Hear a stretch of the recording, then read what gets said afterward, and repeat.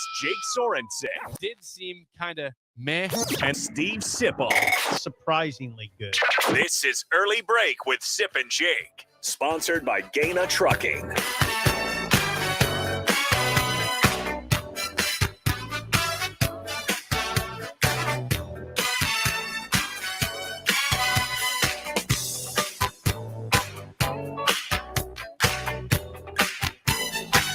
Good morning. Happy Tuesday to you, Steve Sipple, Jake Sorensen. Early break, full show ahead. 25 days away from kickoff. Nebraska Northwestern in Dublin, Ireland. Getting closer and closer by the day. Comes quickly, Sip. That's the way that works. We'll be on a plane very soon. You know, a long plane ride. Not your plane ride to Charlotte, which was long, but that's not Dublin long, my friend. That is not. What is it? What is it to Dublin? I think it's like 8? 7 or 8. That's long. What are you going to do? I don't know. Sleep? Maybe get a Watch book. a show? Maybe you should watch True Detective again. Yeah, maybe. Maybe get a book. You're not going to read a book. Why? For 8 hours? Really? No, I'm not. You're right. It's too much thinking. Yeah, you're right. You got to be. Hopefully I'll be sleeping. Yeah, part of it, for sure. Good morning, everybody. You call it Texas. Yeah, let's get it going a little bit. 402-464-5685. You can watch us always on Facebook, Twitch, YouTube, and Twitter, and comment there. The show is sponsored by Gaina Trucking. Everything good today? Everything's great. All right. Yeah. How are you doing? You seem a little shaky today. Shaky. Are you shaky? Well, yesterday was kind of the start of the last month of tax season for me over here. It was. Yeah, you got to get all the sales and stuff, all the stuff lined up before the season starts. It gets a lot of stuff going on. We're Taxing. busy. It is taxing. Got a lot on your mind, I can tell. Yeah. I can tell you do. I do. I could tell. Today is another day from hell. Is it? Yesterday was a day from hell. Wednesday will be a day from hell. But you know what? We show up and we do it. Yeah, we do. We're here. Yeah. It's not That's what hell. coffee is for. It's not hell. It could be worse. That's right.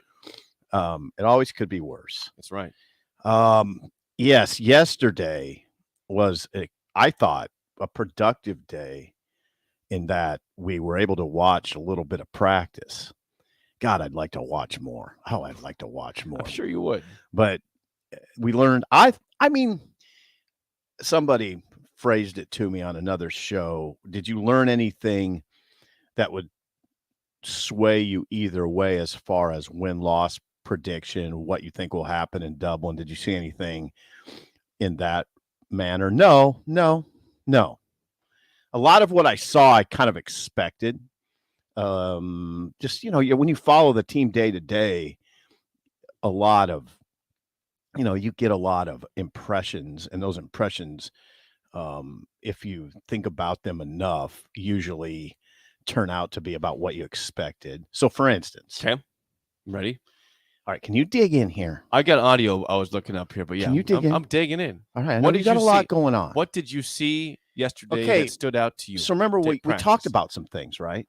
We talked about Casey Thompson, the quarterback, who had a thumb injury last year. He started 10 games at Texas, but injured his thumb. It was in the Texas game, so he played about half the season or so with a bad thumb on his right hand, on his throwing hand. And he was impressive before that injury. Yeah.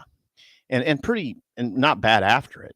Played through it. Now he shows zero signs of Let me ask you this. Does he look like he's a fully healthy quarterback everywhere? Yeah. Okay. Yeah. Because I mean, again, you heard What are rumors. you hearing? You heard rumors in the offseason of shoulder problems, but there's nothing there. Good. All No, right. no, hold on. Everything's grand then. Yeah, I don't know if you have sound of Whip. I don't. Mark Whipple. I only have Mickey Joseph sound today. But I'm going to give you a quote from Whipple. Okay. Do you have Whipple's I have voice it. figured out yet or not? No. We can't. Okay. Wish I did. All right. Well, you have time for that still. Like we said, it's only fair to wonder if Casey feels any lingering impact from his thumb injury. I watched him throw. If he does feel any lingering impact, it doesn't show. Good. I watched him throw quite a bit. I probably saw him throw 20 passes. I never saw any issue at all. Okay, this is what Whip said. He threw it pretty good in the spring, Mark Whipple said, but it's much better now. So maybe there was a little issue in the spring. Okay. So, the quarterback they go through, Jake, they have drills. Yes. And in some drills, with some drills, it can only be one quarterback at a time. Not all of them, but some drills, it can only be one quarterback at a time. And when they were doing a drill, one quarterback at a time, the pecking order was just as you would have expected. Casey Thompson 1, Chubba Purdy 2nd out of the gate, 3rd out of the gate, Logan Smothers, 4th out of the gate, Heinrich Harburg, 5th out of the gate, Richard Torres, and 6th, Matt Masker. There's your 6 guys. Just what you thought. Right? No, I was not there. I was occupied, but it sounded like, from what I heard from most people, is that that room appeared pretty impressive. I should have done this exercise last night. I got waylaid by a Mexican dinner. But waylaid. Okay. Well, we'll talk about that later. Yeah, we sure should. Look forward to that. But it's the strongest quarterback room in some time at Nebraska. Definitely in terms of arm talent. I mean, they seldom have 5 scholarship quarterbacks at Nebraska. Yeah, and we know, or anywhere. We know Harburg has a good arm. It's just other. He had a bad spring, yeah, but he's got a good arm. Still got a cannon on that right arm. He's got a cannon. He looks good throwing it. He snaps it. Whip. Can I call him Whip? Yeah, let's go with Whip. Mark Whipple, a.k.a. Whip. Whip said Smothers has the best arm. Or excuse me, no. Excuse me. Whoa, hang on. Torres has the best arm of the. Did you see him throw? Yeah, he's got a good arm. Torres is a very intriguing prospect. Now, Richard Torres told me himself this summer, I don't expect a challenge for the starting job this year. But come spring, that's when I'll lock in on that job. Torres is very intriguing because of his size. They list him at 6'4". This is an example of a kid who's underlisted. He can't be only 6'4". And he can't be only 215. He must be 6'5", 230. And he snaps it. I mean, he really snaps the ball. He's got a strong arm. Then Whip said he's got the strongest arm of the guys. He said Casey and Chubba can make all the throws, but that Smothers, especially when he's locked in and knows what he's doing, when he knows where he's going with the ball. You see what Whip's saying. If he knows where he's going with the ball, his arm strength really shows. So that group looks good. And again, getting back to that conversation, it's the best arm talent Nebraska's had since what do you go back to for that many quarterbacks? Right. If you're looking at 2013, maybe. Okay, that'd be Kellogg, Armstrong and Martinez. This better arm talent than that bunch. It's just seldom have they had that many guys. So anyway, I'm gonna look that up later. I just can't remember a time when they've had that much arm talent. Like when you go watch a drill and you're like, he snapped it off. He snapped it off. He snapped it off. He snapped. That's pretty good. It's pretty good. Masker can snap it off a little bit too. Okay, so that was one thing that made an impression. Another thing, I don't know, it's just a simple. Stay on offense. Okay, I will stay on offense. Okay, we went quarterback, started off with. Yeah, well, it's easy for me to stay on offense because that's all I watch. Good. Excellent. Yeah. I'm setting you up for success here then. Putting on a tee. Running backs. Oh, I was kind of taken by, I hope this isn't too mundane for people. It's just a wheel route drill. It was cool, though. It was a wheel route drill for the running backs. And it was deep, on a wheel route, often it's a deep throw. It was 30, 35 yards out from the end zone. So the quarterbacks were throwing to the running backs after they ran a wheel route into the end zone. So they caught it in the end zone from 30 yards out. Okay. And those guys look good catching the ball. I mean, they got a bunch of running backs. You know how much I like that room. I really like it. I think the running back room is better than the receivers room, and we'll get to the receivers room. Did you feel like you had a good thought of who might be the one right now at running back? Could you tell? No, he couldn't tell. Yeah. No, that's definitely couldn't tell. But they all look good catching the ball. Those 2 freshmen, lightning bolts. I mean, those guys are very interesting. A.J. Allen made a leaping grab in the end zone that was impressive. And, man, Emmett Johnson can run. Oh, boy. They have those two freshmen. I'm not saying those freshmen are going to be major factors, but they're interesting. Leant. I mean, anytime you hear somebody say Jaquez Yant, man, he's in good shape. Believe him. Believe him. He's in great shape. He's not in good shape. He's in great shape. He's got to have a year with that. I mean, he's got to take advantage of that. Grant looks really good. They just look good in that drill. The receivers didn't have a good day. Mickey tore him apart. Mickey had attitude after the practice, didn't he? Yeah, Mickey tore him apart. Here's what Mickey said. Mickey wasn't happy. This is what Mickey said.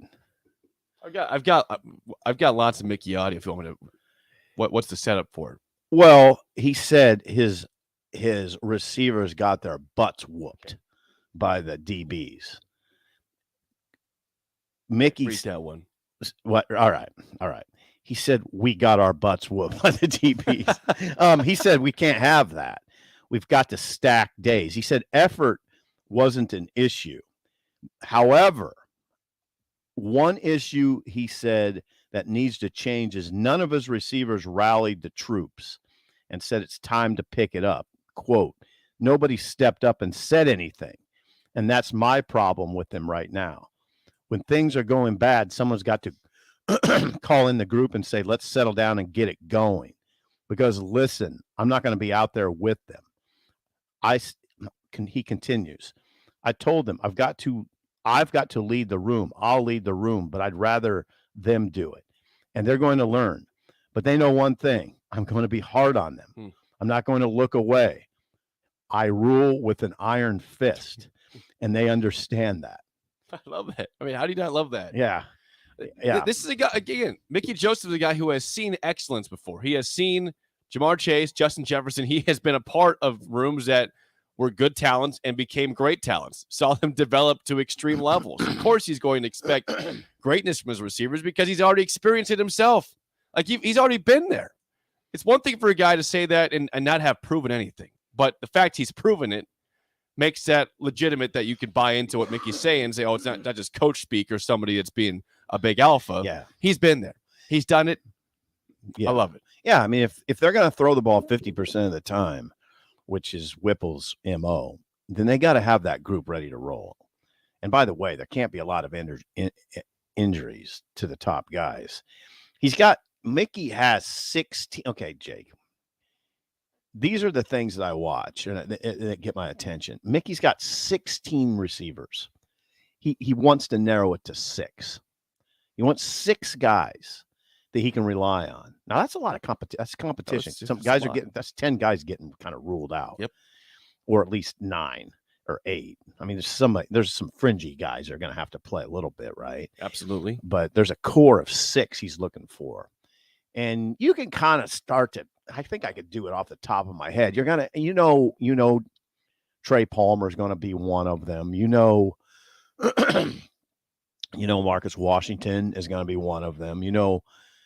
Omar Manning is going to be one of them. So there's 3. Oliver Martin's probably going to be one of them. That's 4. Isaiah Garcia-Gastinet is going to be one of them. That's 5. Now the fight's on. I mean, Alante Brown has got to be in that conversation. Wyatt Lever is probably in that conversation. Who am I missing? I don't think I'm not. I don't know if I'm missing. I think. I wouldn't look for Dakotas Crawford to be in the conversation. I wonder about Janiyah and Bonner. Wouldn't you think that Brown's probably the favorite at 6 at all or not? Yeah, he's got a little playing time under his belt, not a ton, a little playing time last year. But you see, he does. Now here's the deal. With this conversation about why hasn't anybody stepped up? Well, think about it. It gets a little complicated, doesn't it? It gets a little complicated. Who's the leader of that room? Well, can it be Trey Palmer? He's only been on campus since spring. Here's Mickey Joseph on that. You want that? Let me do my spiel first. It's not.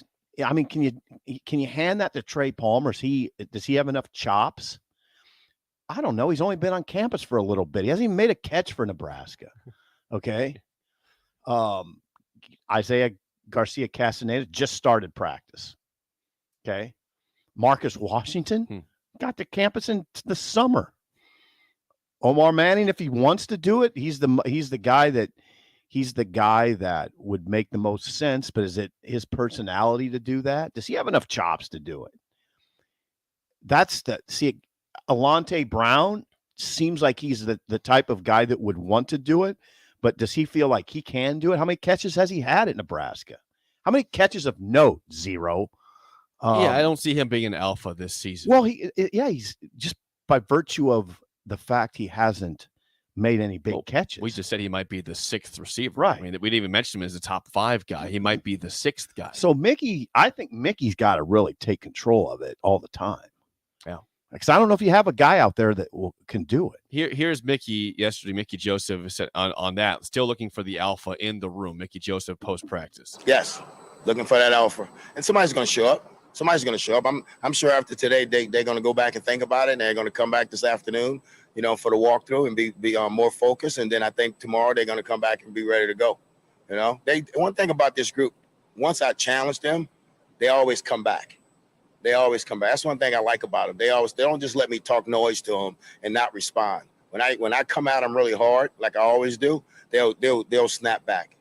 They'll snap back. It's Mickey Joseph again. I'm looking for the alpha in the room. Again, that's good that they don't shut down to hard coaching. Some people, you never know how how players respond, right? Because you've heard in the past, whether it's here or other places, where hey, a coach is coaching like kind of old school hard, right? Yeah. Which we like that, but sometimes in present day it gets backlash for being not how it should I be. had a millennial tell me the other day, a millennial just flat out told me the other day, I can't, my boss cannot yell at me. I shut down. That's what she said. Did you respond to that? No, I mean, I understand. I mean, that's times have changed. She just said, I will not respond to that. I mean, yeah, I grew up in a different environment. Different roles as a football player now, versus being a worker there, Obviously, well, yes and no. I think coaches will tell you, coaches have been saying for 30 years that you can't coach every kid the same. You can't. Some kids, you got to dial it back a little bit. Yeah. And some other kids need to be kicked and they want to be kicked.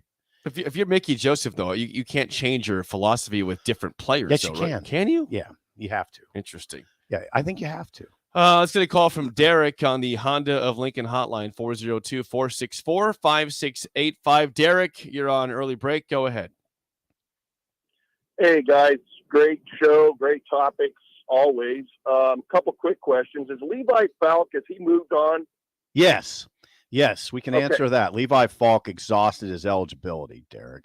Okay, that's what I thought. And then the second question, I'm off Thursday and Friday, and I hope you're not doing it Thursday or Friday, but when are you guys going to do your prediction as far as number of wins? Is that coming up in a couple of weeks? Yes, that'll be right before the season begins. Probably that week before or the week of, Derek. So you got a couple weeks still.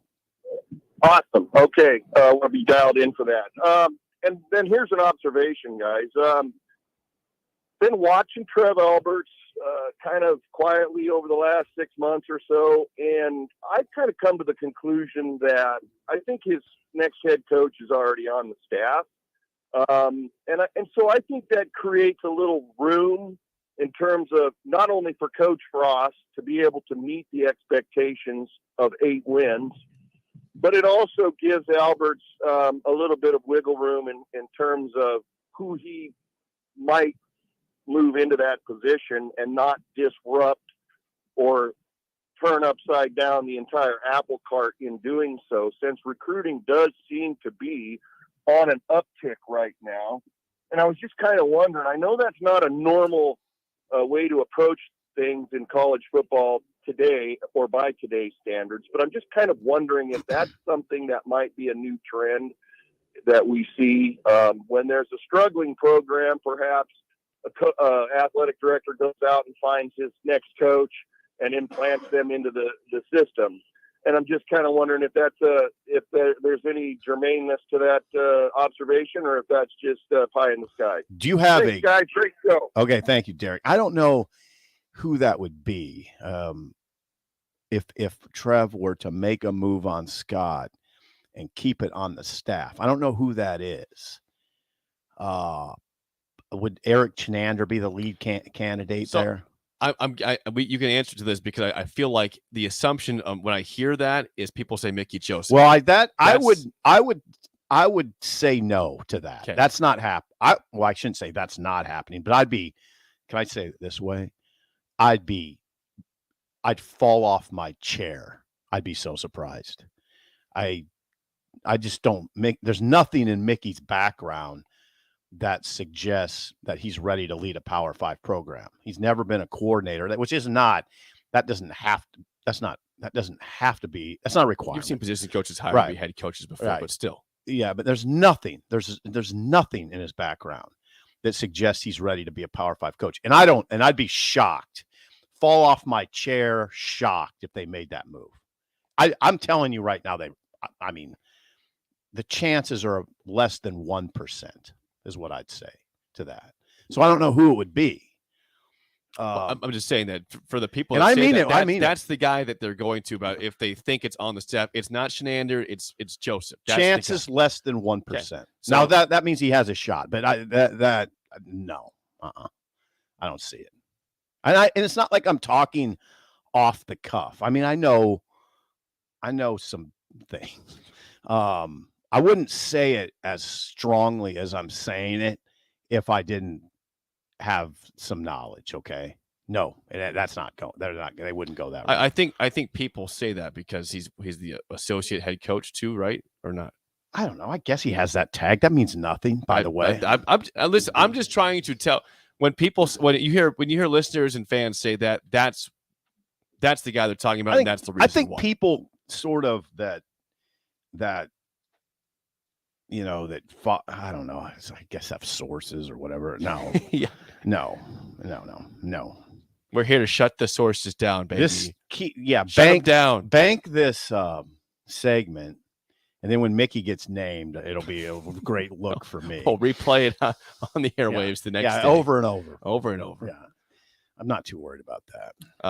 Okay. Anything else? Okay. Offensive line. Did you? Yeah. Okay. Now I don't know if this is interesting to people. No. The O line's interesting. For sure. Here's the interesting parts of the O line.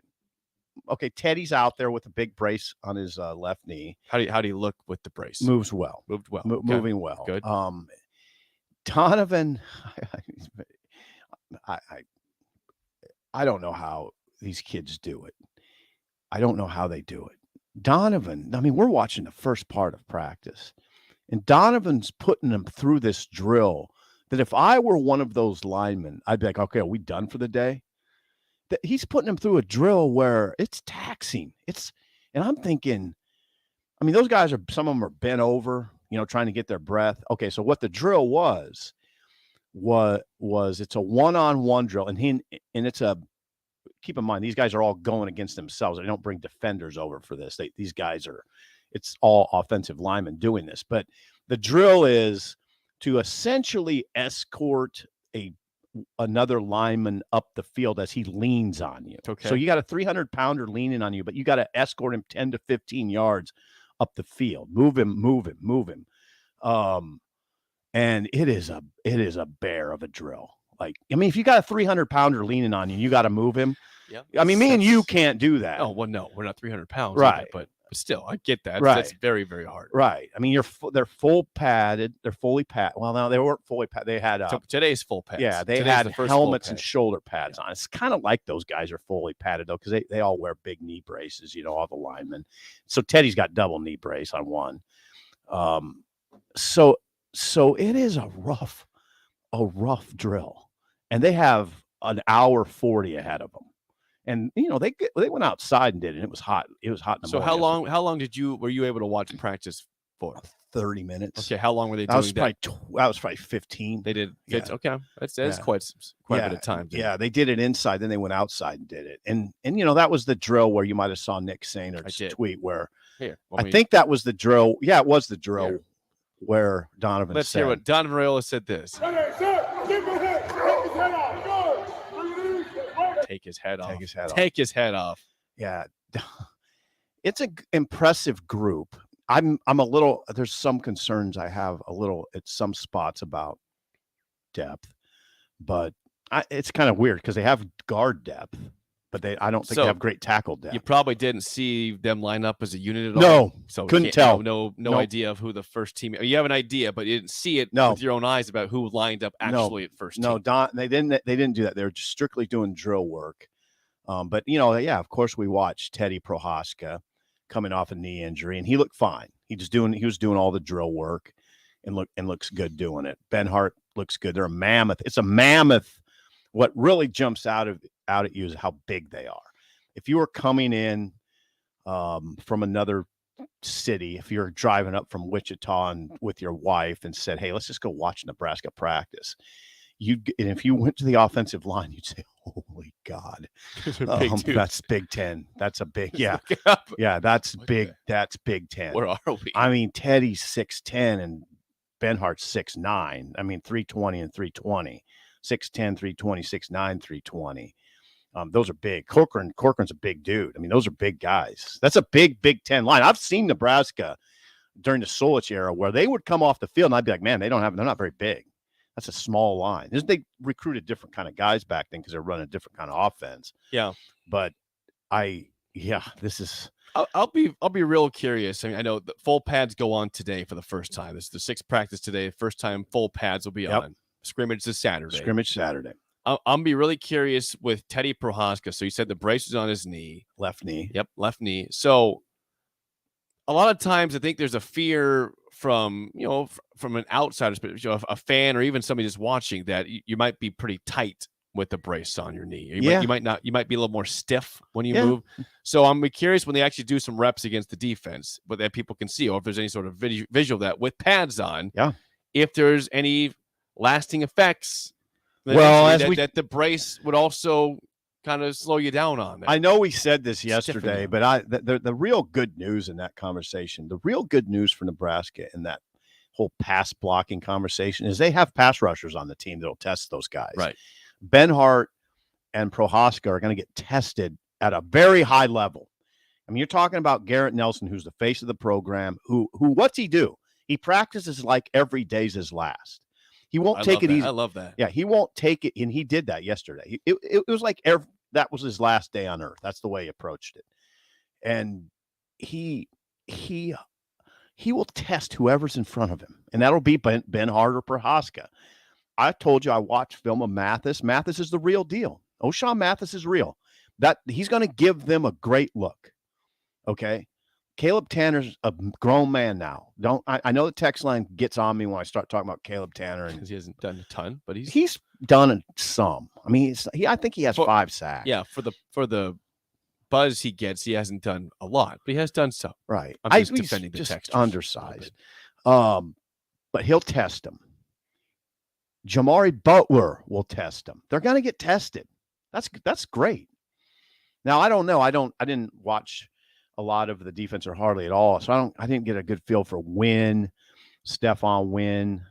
I didn't get a good feel for that situation. Next time we watch, I'll watch the defense. What else struck me? Trev was watching.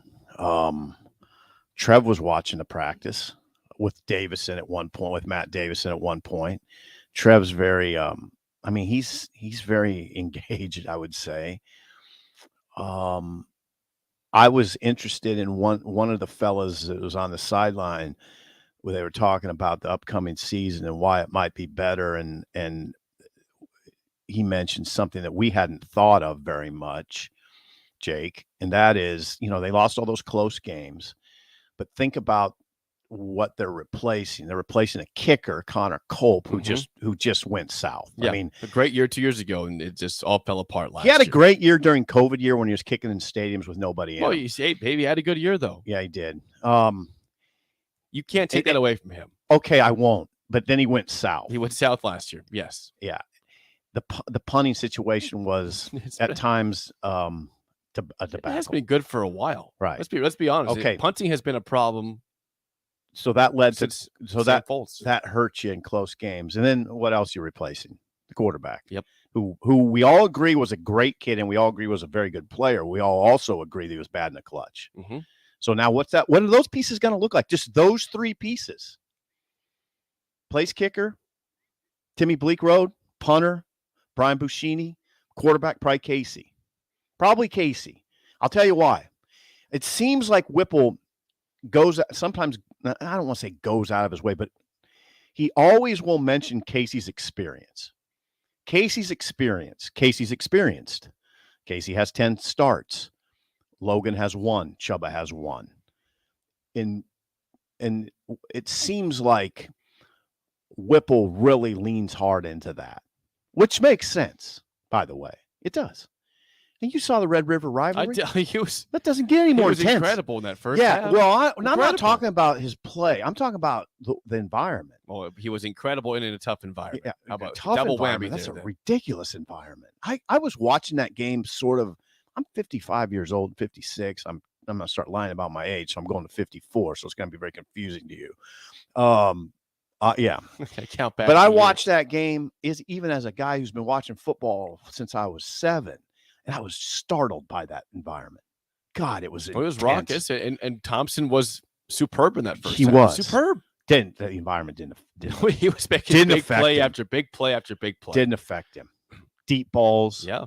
On the money. Absolutely. He hurt his hand in that game. Yep. Played through it.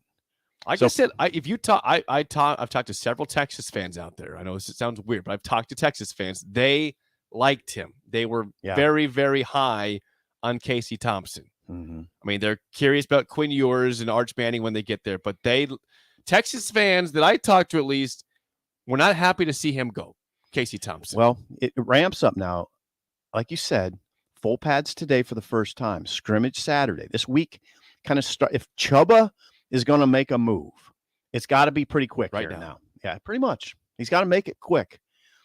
Because Casey, in the eyes of that coordinator, seems to have quite an advantage because of his experience. And it's just hard. I mean, the scrimmage will tell a lot of stuff on Saturday. If he can't make up ground before then with full pad starting today, the scrimmage could at least give him a chance in the race. Yeah. So, that'll heat up. I want to go back to the receiver situation and the offense.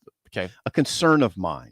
Hang on. Let's go to break on that one. Okay. Okay. How about that? When we come back, when we come back, go teasing. I have a mild concern about the offense that has to do with the receiver corps and the tight end. So we'll get to that when we get back. That's up next. Early break in the ticket. My computer was a dinosaur, and our TV, well, let's just say it was definitely time for an upgrade. But finding a way wasn't so simple. And then I found it. A research study at Solarion. I searched the studies and found a perfect match for me. I earned cash for the study and was able to make those much-needed upgrades. Plus, I made an impact on medical research. Find a study and sign up today at helpresearch.com. You should consider the risks of the research before you agree to participate. There's a lot of realtors in Lincoln, but don't get overwhelmed by all the names. Ben Bleicher with Professional Realtor Group at Berkshire Hathaway Ambassador Real Estate is your go-to option when buying or selling residential and commercial property. Ben's team offers unbeatable customer service and promises to make the buying and selling process as stress-free as possible. Call Ben today at 402-419-6309 for all your real estate needs. Ben Bleicher with Professional Realty Group at Berkshire Hathaway Ambassador Real Estate. No pressure, just professionalism. Nebraska fans, it's almost time for college football season. Brokers Insurance Agency in Lincoln is a proud donor of Nebraska Athletics. Brokers Insurance Agency is located at 33rd and A Streets in the heart of Lincoln. At Brokers, they can help you with all your insurance needs. Let them worry about your insurance so you have more time to enjoy the college football season. Call one of their licensed agents today at 402-420-5353 or visit their website at brokersinsurancenE.com. Go Big Red. At Venue Catering and Events, we offer two of the most historic ballrooms in Lincoln.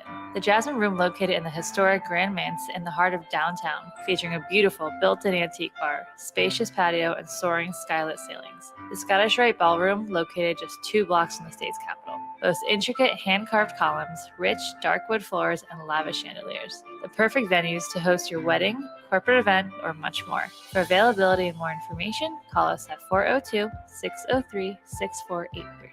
Hi, Sean Callahan here for Koppel Chevrolet GMC, and it's been a great start here to the year as 2022 new inventory continues to roll in. Our pre-owned lot remains full, and we are selling at a record pace. I was just down at Koppel talking about a new order for myself, and they let me know I could actually start ordering a 2023 here later this spring. So stop on in to get your new 2022, your pre-owned vehicle, or maybe talk about ordering here for 2023. Check them out online at koppelcars.com. You'll be glad you did. Beatrice Bakery. They ship cakes all over the country. True story. But take a look inside their shop and you'd have no idea. This is a Nebraska product through and through. Not some massive production plant. Local people making delicious cake just for you. So go see them in their new storefront location in downtown Beatrice. Grab some grandma's fruit cake, some chocolate rum cake, or my favorite, the turtle nut cake. And say hi to Rick and the crew. Beatrice Bakery. Online at beatricebakery.com.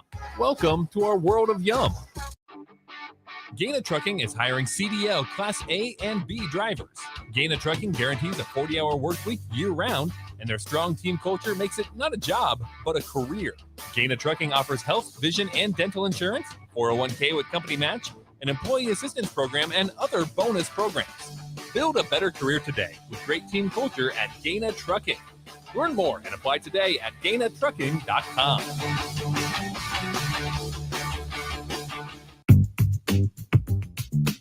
Sandhills Global is hiring. Check out sandhills.jobs for more information. Sandhills is looking to fill hundreds of new openings in sales, traveling support, software development, web design, and more. Sandhills has a professional culture and is fast-paced with a focus on growth, innovation, and leading-edge technologies. Career and internship opportunities are available at our global headquarters in Lincoln, Nebraska. Apply today at sandhills.jobs.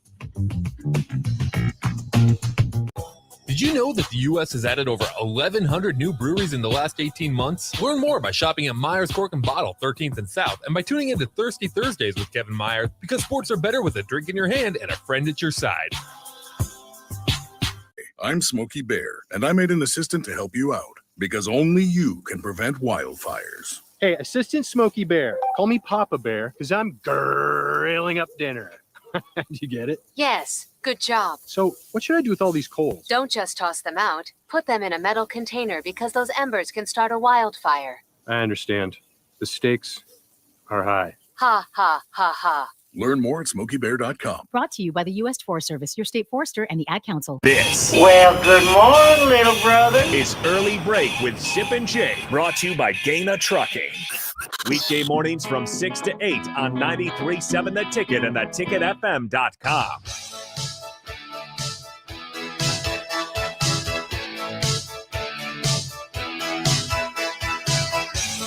Keep the text coming, 402-464-5685. Again, looking over yesterday's practice. Sip was there.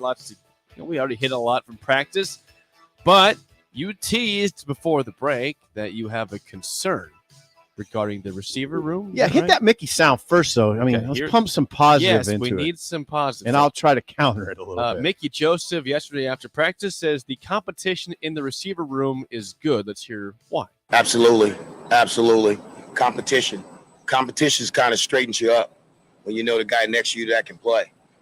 When you know that you're the only one in the room and we handicap and we got to play you on Saturday, they know the deal. They know right now that they got to work to get on the field, and it's got to be deserving to get on the field. If you don't deserve to be on the field, I'm not putting you out there, and they know that.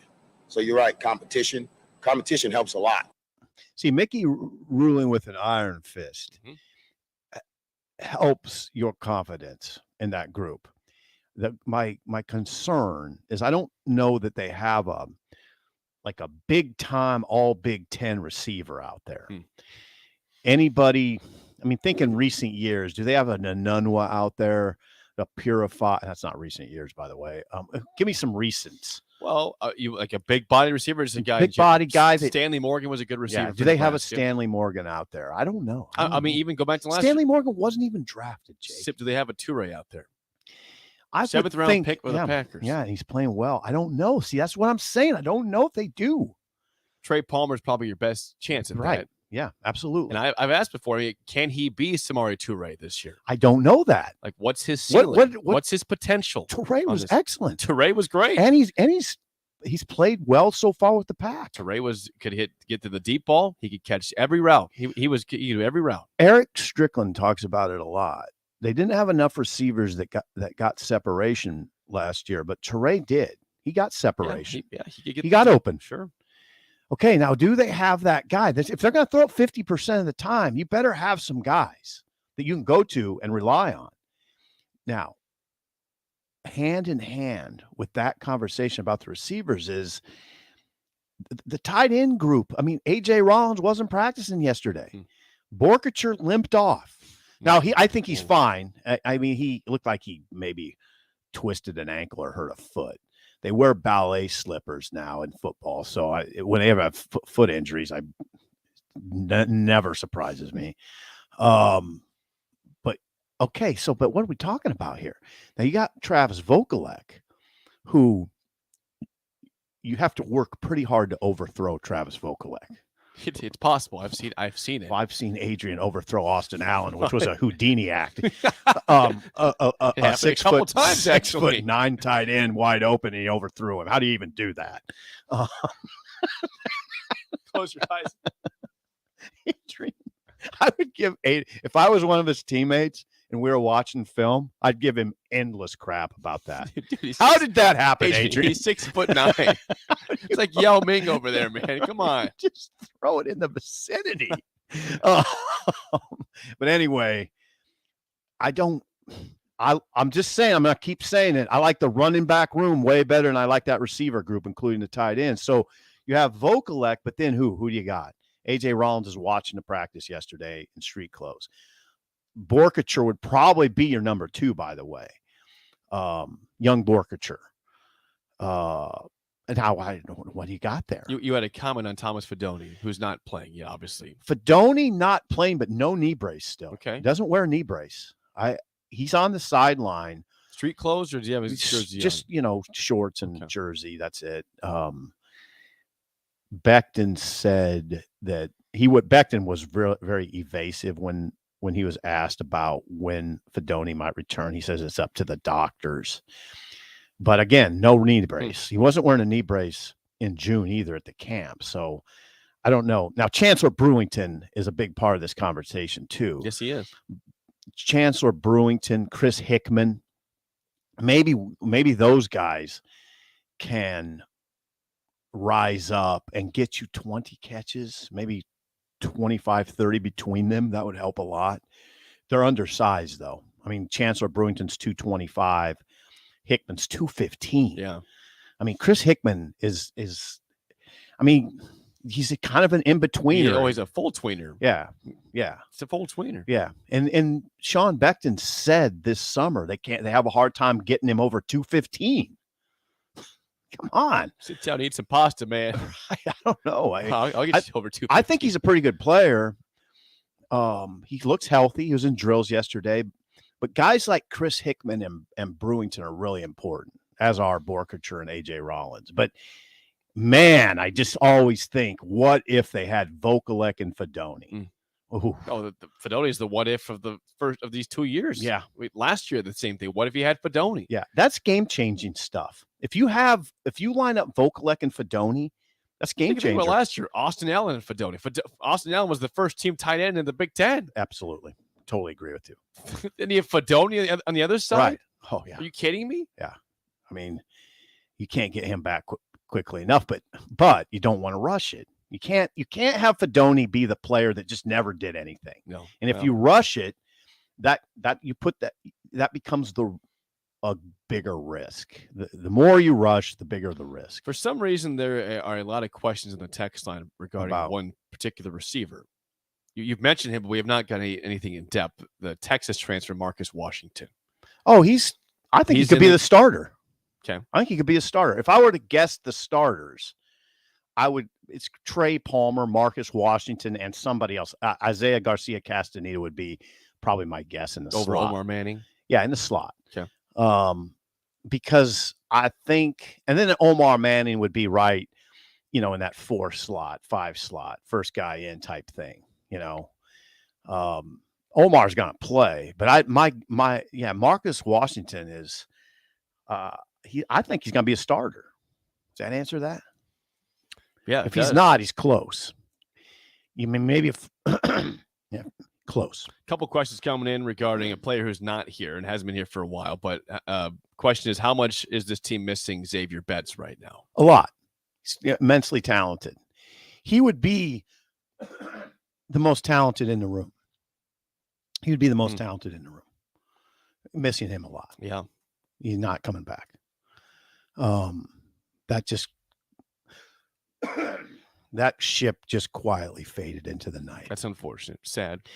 I think he and Trey Palmer would be your most talented with an edge. I'd give the edge to Betts. But he's not here. No. And he won't be.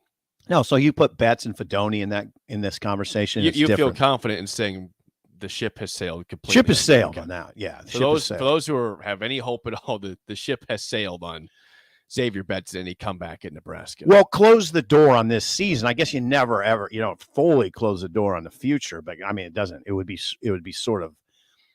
be very unique for a player to skip a spring and then a season and then come back and play. You'd have to, I don't know how you do that with your teammates. You got to think about that part of the discussion. What do you say to practice, your you miss workouts, you miss everything. Right. All the team bonding. Now you're just going to stuff. come back. Now you're going to come back and think you're going to start. I mean, so no, there's no chance that he'll play this year. He's not around. Maybe in the future somewhere, but I doubt it'd be at Nebraska. Song of the day is next, as well as an update from Big Ten Media Days for Husker volleyball. Yeah, one thing about Betts, he's not playing anywhere. I mean, it's not like he's playing football. He's not playing anywhere. Now, what are we going to talk about? Volleyball? Song of the day. Song of the day in volleyball. Okay, we gotta. Yeah, that story on volleyball is bizarre. It is. We'll discuss that bizarre story next on Early Break on the Ticket.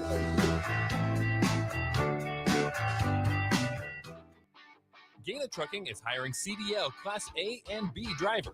Gaina Trucking guarantees a 40-hour work week year-round, and their strong team culture makes it not a job, but a career.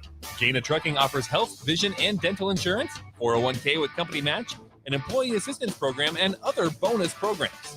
Build a better career today with great team culture at Gaina Trucking. Learn more and apply today at GainaTrucking.com. Rico here with HIS Auto Care at 70th and Van Dorn, letting you know HIS is a great place to bring your vehicle for service. With superior service bumper to bumper, we'll treat your vehicle like it's your mother's. It doesn't get any better than that. So call 402-488-8934 and HIS Auto will make you glad you did. 5% off, mention this ad, and for sure your mother will be proud you called. 402-488-8934, HIS Auto Care, 70th and Van Dorn. God bless you. Hey, it's Sean Callahan, and football season is here, and there is one place that has all the games, plus great food and beer specials. Tanner's Bar and Grill at 30th and Yankee Hill. Whether it's Thursday night football, college football Saturdays, NFL Sundays, or Monday night football, there's a great view of the game from any seat with different food and drink specials every night. Try the Blue Ribbon Reuben Sandwich or the Prime Rib French Dip or any of their famous chicken wings. That's Tanner's Bar and Grill at 30th and Yankee Hill. There's a lot of realtors in Lincoln, but don't get overwhelmed by all the names. Ben Bleicher with Professional Realtor Group at Berkshire Hathaway Ambassador Real Estate is your go-to option when buying or selling residential and commercial property. Ben's team offers unbeatable customer service and promises to make the buying and selling process as stress-free as possible. Call Ben today at 402-419-6309 for all your real estate needs. Ben Bleicher with Professional Realty Group at Berkshire Hathaway Ambassador Real Estate. No pressure, just professionalism. Nebraska fans, it's almost time for college football season. Brokers Insurance Agency in Lincoln is a proud donor of Nebraska athletics. Brokers Insurance Agency is located at 33rd and A Streets in the heart of Lincoln. At Brokers, they can help you with all your insurance needs. Let them worry about your insurance so you have more time to enjoy the college football season. Call one of their licensed agents today at 402-420-5353 or visit their website at brokersinsurancenE.com. Go Big Red. Join Planet Fitness now and get the PF Black Card for zero enrollment and $24.99 a month. You'll enjoy an upgraded experience with tons of perks. Like access to more than 2,000 locations worldwide? Yep. And massage chairs? Yes. Can I bring a friend every time? Sure. Can my friend be a horse? Nay. Get the PF Black Card and feel spectacular. Zero enrollment, $24.99 a month. Hurry, this zero down deal ends August 10th. See Club for details. Did you know that the U.S. has added over 1,100 new breweries in the last 18 months? Learn more by shopping at Myers Cork and Bottle, 13th and South, and by tuning into Thirsty Thursdays with Kevin Myers, because sports are better with a drink in your hand and a friend at your side. You know that feeling after a good, hearty meal? The worries of the world just slip away. Time slows down. Nothing but good times and good company. That's what you get with Mary Ellen's Food for the Soul. Mary Ellen's does food right, with a menu that includes smoked wings, pulled pork, brisket, catfish. And don't sleep on their sides, shrimp and grits, collard greens, baked beans. It's food that makes your heart happy. Mary Ellen's Food for the Soul, just east of 27th and Pineland. Let them fix you a plate. On the Block with Strick and Bach. He obviously played against MJ when he was with the Bulls. Could you tell when you guarded Wizards, MJ, that is different than Bulls? I mean, he still was crafty. He still was very cerebral, still had great hands. So his post-up game and his mid, all that stuff was still efficient. You know, his actual pump fake game was even more effective. He just didn't have that same first burst. Weekdays from 4 to 6 on 93.7 The Ticket and theticketfm.com. Put a frog in a pot of boiling water and it'll jump right out. But put a frog in a pot of cool water and slowly heat it up, that frog will boil. As a metaphor for us and all that we go through as veterans, it's a story that rings true. We learn to endure the heat in silence. We apply what we learn to life, the bills, the job, the family, things we're expected to handle with ease. When life heats up around us, we just try to stay afloat. We let the water boil. Reaching out isn't easy, but you've never been interested in easy. You joined because you were not afraid of hard work. You are not a frog. If you or a veteran you know needs support, don't wait until the water boils. Reach out. Find resources at va.gov/reach. That's va.gov/reach. Brought to you by the United States Department of Veterans Affairs and the Ad Council. You love to bash his sports takes. Now, will you feel like an idiot if you're No, a big tough? never feel like an if idiot. you're a big tough guy this morning, But you really love to voice your displeasure for his music choices. stumbled on an issue that I did not think would generate this much passion and discussion. It's time for Jake's questionable song of the day on Early Break on 93.7 The Ticket and theticketfm.com. Have you seen her? So bad and pretty, moving with a style and ease. And I feel her from across the room. Yes, it's love in the third degree. Ooh, baby, baby, won't you turn your head my way? Ooh, baby, baby, take a dance. You're old enough to dance the night away. Oh, somebody dance the night away.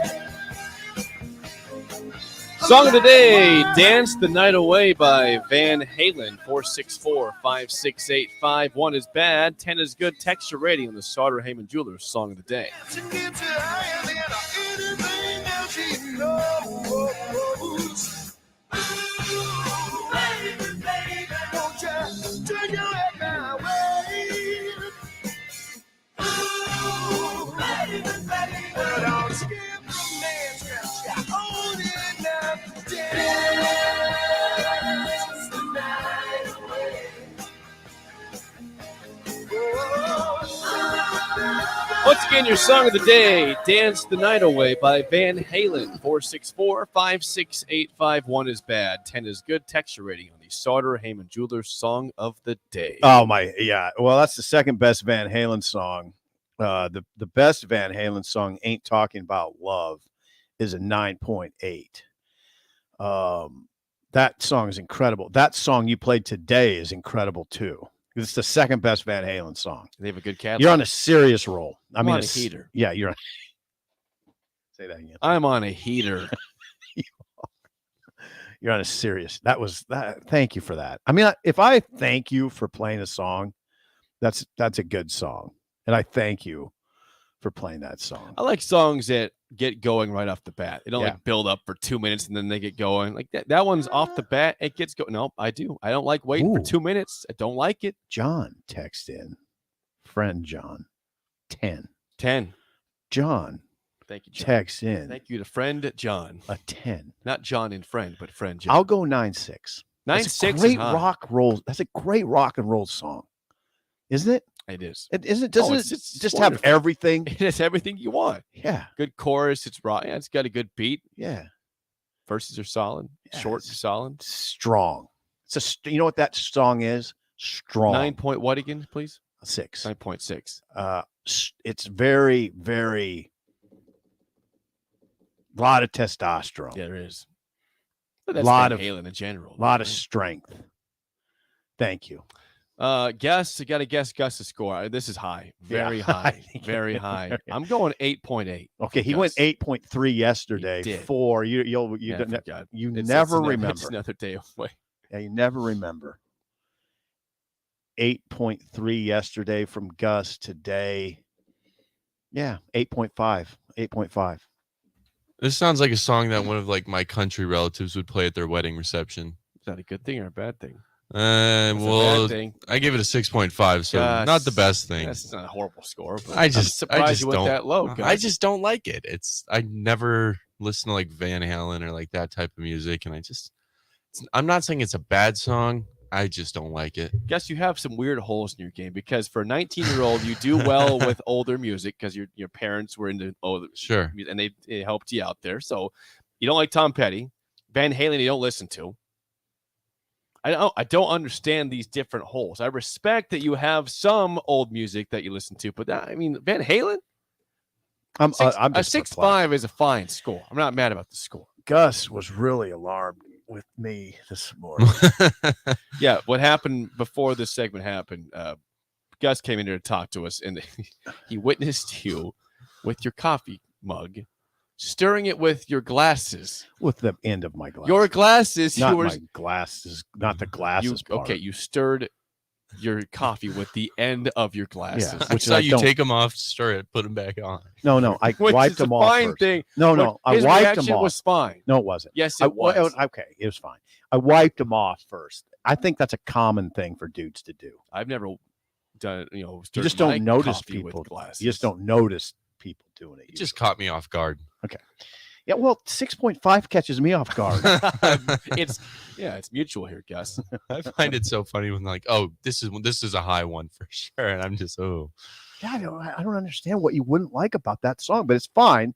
I mean, I'm sure you'd say the same to me or Jake about songs that you like and we wouldn't. So it's Yeah. I understand music. It's subjective. Guess I'll be It's seeing subjective. Father John Misty in Kansas City next week, and so I'm sure I'll play one of those songs at some point.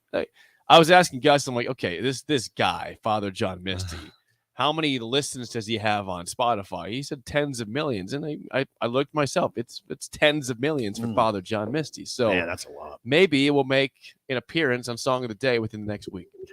Just maybe, Gus. see. Not for We'll sure. see. Just maybe. Let's talk about this Thank you, volleyball Gus. matter. Thank you, Gus. Yes. So yesterday, Nebraska made their way to Big Ten Media Days in Chicago for volleyball, where Nebraska, by the way, finds himself picked second in the Big Ten behind Wisconsin, that last year's both Big Ten and national champions.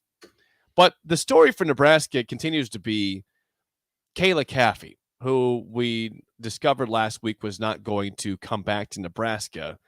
John Cook, I mean, there was a lot going on with this. He said there was 2 different scholarships going on. What exactly was your?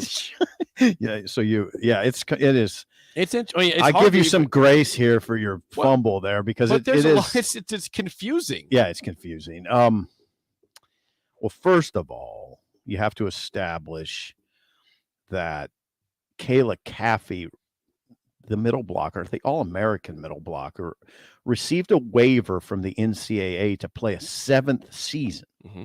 A 7th season. Okay. She technically played 4 seasons with 1 redshirt season and a medical redshirt season. Now, what Cook said initially is that after she was granted this waiver, he said the ball was in her court, and he waited for an announcement from Caffey as to whether she would play for Nebraska again this year. And that the announcement never came. And when it never came, he talked to Caffey. And this was not, I mean, this was I think it was in July. And Caffey told him she was finished at Nebraska. The coach, according to Abby Barmore of On3, my colleague, the coach said he spent a few days helping her with professional player contracts and getting her set up with agents. He then got a letter that she had entered the transfer portal. That announcement was made on social media on Friday. So, yeah. Okay, so what were the confusion? Now, the confusion was Cook said he was fully committed to Caffey playing at Nebraska under scholarship this season and was prepared to be penalized one scholarship next year. Interesting. So he initially said yesterday that he was fully committed to Caffey playing at Nebraska this season on scholarship, which would have put them one over and meant he would have to be penalized one scholarship next year. Okay. So they would be down a scholarship player next year. That was what he said. Now, but several hours after Big Ten Media Days, where this was all transpiring, all this conversation, several hours after Big Ten Media Days, Nebraska sent out a news release clarifying Cook's statements. And this is what it said. To clarify, this is from John. To clarify my press conference statement at Big Ten Media Days earlier today, Kayla did not have an athletic scholarship for this upcoming fall semester. Did not. John goes on. Kayla had been working on outside NIL deals that would cover her expenses, but she notified me last week she was going to enter the transfer portal. Kayla was a great Husker. While we anticipated having her being part of this year's team, I respect that this is a personal decision for her. We wish her the best going forward. Now, there's a lot of layers to this. Yeah. A lot of layers. I mean, what I had heard is that NIL would cover her scholarship issue, which you can do now. Now, that's one layer in college sports that's really interesting, isn't it? Yep. Doesn't it sort of negate the whole this whole notion of scholarship limit? I don't look at it as scholarship limits anymore. If you wanted Kayla Caffey on the team, you just have to raise enough NIL money for her, and there you go. You have another scholarship player on the roster. No limits. Now it gets tricky. NIL would require her to probably make appearances. She has to earn, you sort of have to earn your NIL money. You don't just get the money. Yeah, you're supposed to do something for it. Right. Exactly. That's it's the a way service it's supposed to or go. advertisements or some promotion. Yeah. Appearances. I mean, it gets sticky. Sign autographs, take pictures, whatever. Something. Yeah, the name, image, likeness, the way it's set up, it's not supposed to be money's funneled into your account for nothing. No. But so it's tricky, right? This conversation's tricky. NIL makes it kind of tricky. I think that there was the thought that she would just play for Nebraska with an NIL deal and that the scholarship situation wouldn't matter. Maybe John's in this new world where he operated for years and years and years without NIL. Yeah. And all this is sort of odd now, the way it goes down. He's operating in this new world. We're operating in this new world. Kayla Caffey's this very unique case where she's a seventh-year player who, by the way, has her master's degree. And John said yesterday also that if you're a super senior, the pursuit of a master's degree is critical in keeping that player focused. Once the master degree is in hand, which Kayla has, then the concern is the focus goes away, and the reason for being here is less. You're just poignant. here to play volleyball. Yeah. and you have all your classes done, you have nothing else to achieve. Yeah, I mean, what do you do in your free time? Right. The other part of this, though, is it's possible Kayla looked at the situation with Caitlin Horde and the other players Nebraska has at middle blocker and said, I don't even know if I'm going to be playing in Nebraska. I don't know if I might get aced out of time, and just said, I'm going to look somewhere where I can go play. It could be as simple as that, right? Could be. But it got kind of tricky because it all went down late. It all went down late. This is late. Yeah, I mean, the season starts up here for volleyball end of this month too. Yeah, I just wonder how much of it is playing time related. It could be simple as that. Why is she leaving? Why is Kayla Caffey leaving a top 5 program that's hosting the Final Four this year? It could be as simple as she might look at it and say, I don't even know if I'm going to be a starter. That's very possible. Yeah. Nebraska is stacked. A lot of depth on this team. Yeah. Good quality depth. Right. Top of the hour next, an early break in the ticket. This is Lincoln's home for sports talk on the FM dial. Also online at theticketfm.com. On the internet. KNTK FM Firth, 93.7 The Ticket. Join Planet Fitness now and get the PF Black Card for zero enrollment and $24.99 a month. You'll enjoy an upgraded experience with tons of perks. Like access to more than 2,000 locations worldwide? Yep. And massage chairs? Yes. Can I bring a friend every time? Sure. Can my friend be a horse? Nay. Sorry. Get the PF Black Card and feel fit-tacular. Zero enrollment, $24.99 a month. Hurry, this zero down deal ends August 10th. See Club for details. Gaina Trucking is hiring CDL Class A and B drivers. Gaina Trucking guarantees a 40-hour work week year-round, and their strong team culture makes it not a job, but a career. Gaina Trucking offers health, vision, and dental insurance, 401k with company match, an employee assistance program, and other bonus programs. Build a better career today with great team culture at Gaina Trucking. Learn more and apply today at GainaTrucking.com. Did you know that the U.S. has added over 1,100 new breweries in the last 18 months? Learn more by shopping at Myers Cork and Bottle, 13th and South, and by tuning in to Thirsty Thursdays with Kevin Myers, because sports are better with a drink in your hand and a friend at your side. Hi, Sean Callahan here for Koppel Chevrolet GMC, and it's been a great start here to the year as 2022 new inventory continues to roll in. Our pre-owned lot remains full, and we are selling at a record pace. I was just down at Koppel talking about a new order for myself, and they let me know I could actually start ordering a 2023 here later this spring. So stop on in to get your new 2022, your pre-owned vehicle, or maybe talk about ordering here for 2023. Check them out online at koppelcars.com. You'll be glad you did. Warhorse Casino is bringing winning opportunities to Lincoln. Get in on the action at our next job fair, Tuesday, August 9th from 3 to 7 at the RBC Event Space, 5721 Johanna Road. We are hiring trailblazers in every department: beverage servers, slot, custodial, security, and more. Every employee is treated like family, and every role is essential in creating a one-of-a-kind experience. For information on openings and job fairs, go to warhorsecasino.com. 93.7 The Ticket. Fox KFXL weather. Brought to you by Bryant Air Conditioning, Heating, Electrical, and Plumbing. Your Lincoln forecast today: sunny, hot, and breezy. You'll see an afternoon high of around 102. Tonight, scattered showers and storms in the forecast. We'll see an overnight low around 75. And tomorrow, morning showers and storms possible, but afternoon sunshine in the forecast. We'll see a high of around 95.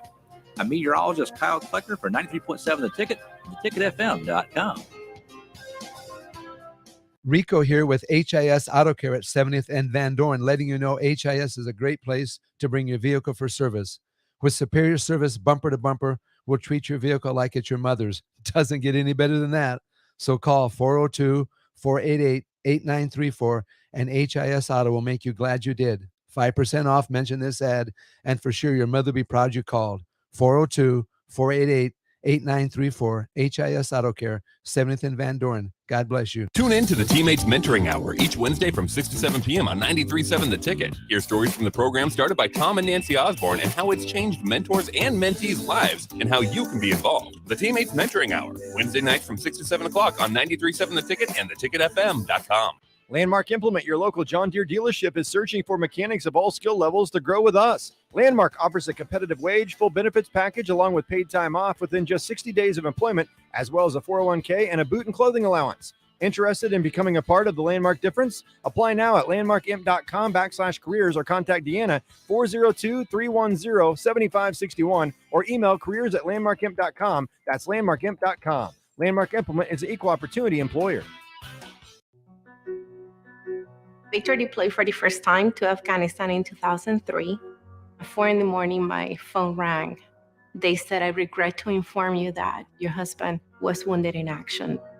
Victor sustained a moderate traumatic brain injury. I was doing school full-time, and I was also then caring for Victor.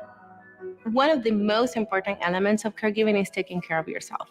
I just didn't want to forget that I also had goals and that I also had a life. What I did is I challenged Victor to meet me halfway. There are almost 6 million military and veteran caregivers across the nation. We have our own journey, and we can fulfill that journey at the same time that we are helping our loved one. Visit aarp.org/caregiving for a free military veterans guide to navigate your caregiving journey and better care for your loved one and yourself. Brought to you by AARP and the Ad Council. Wake up, Lincoln. Come on, it's 6 o'clock. Rise and shine, rise and shine. It's time for Early Break with Sip and Jake, brought to you by Gaina Trucking. Live from the Coppel Chevrolet GMC studios in the heart of Lincoln, America. Here's 93.7 The Ticket's Jake Sorensen. Did seem kind of meh. And Steve Sipple. Surprisingly good. This is Early Break with Sip and Jake, sponsored by Gaina Trucking.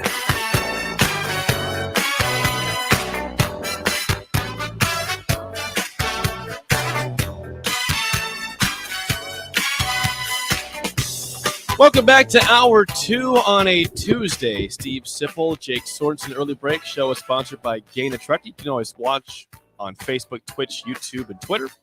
Call or text us at 402-464-5685. Check out the podcast also at theticketfm.com and wherever you get your podcasts. That volleyball discussion is complicated. Yeah.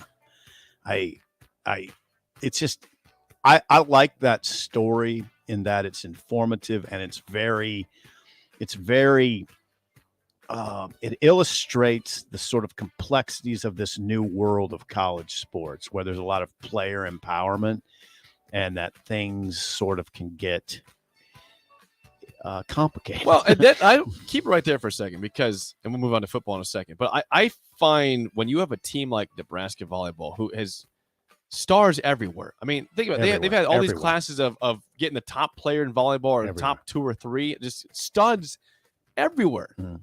Keeping people happy is not easy. No, it's not. And because there are guys, there are players, there are ladies out there that were probably number 1 or 2 overall recruits that are on the bench for Nebraska volleyball. Yeah. How do you keep them happy? Absolute stars as kids. I mean, going back to age 10. Yeah. Now I don't know. I mean, I don't know exactly what the deal is with Caffey. I mean, we know a little bit, but it's a muddled story. But you're right. Now John's got roster. I think the big challenge for John this summer has been managing his roster. You have, it's almost like he has too much talent. Yeah. He's got a ton of it. Yeah, he's got can you have too much talent? I think you can have too much talent when you get down to roster management questions.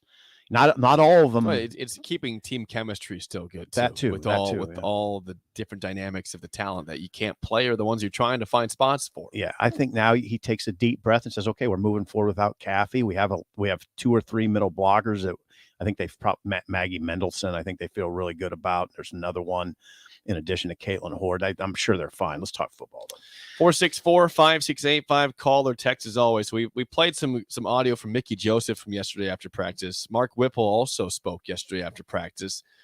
And we're going to dive into this regarding last year for Nebraska and going forward, because this is the quote that I want to address and then go back and then into the future on it. Mark Whipple says this, quote, "I think first games at any level are lost more than they are won.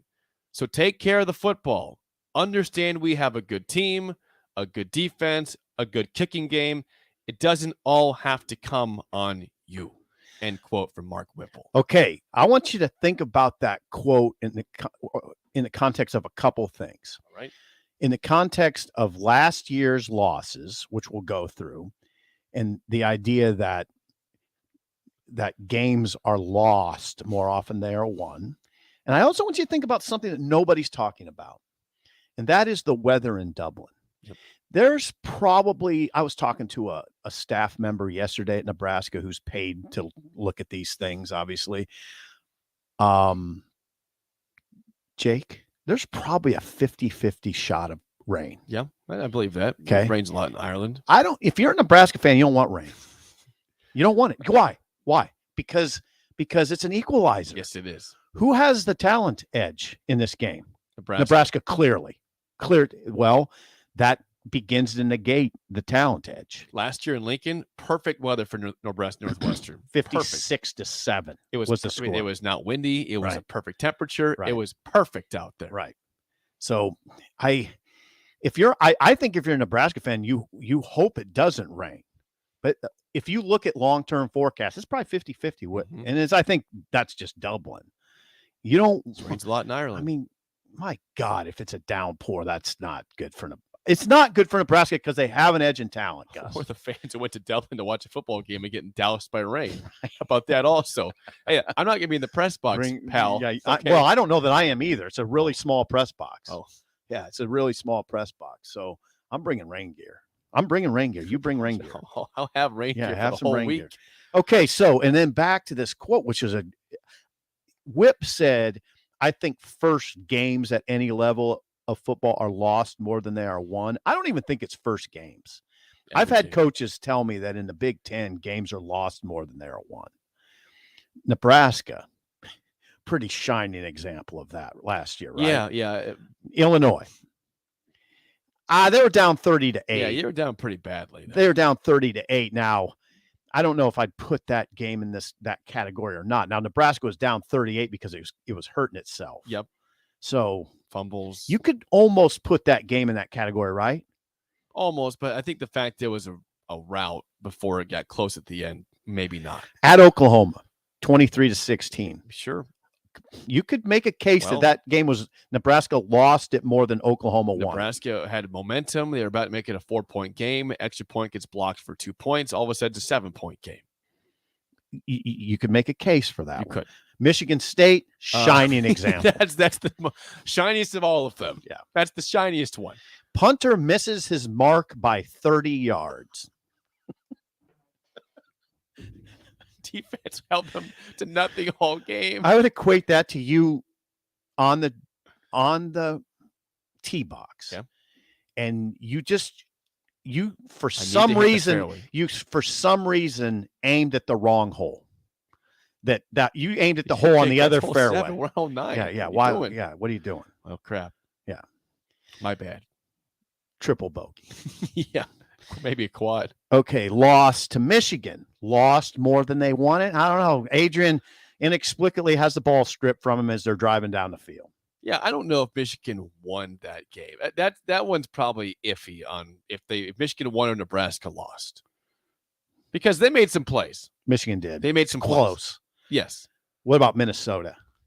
Did Nebraska lose that game more than Minnesota won? I'd say Minnesota won that game. I mean, Purdue, shining example. Nebraska, 4 interceptions. Yeah, Nebraska lost that game more than Purdue won it. Yeah. No doubt about that one.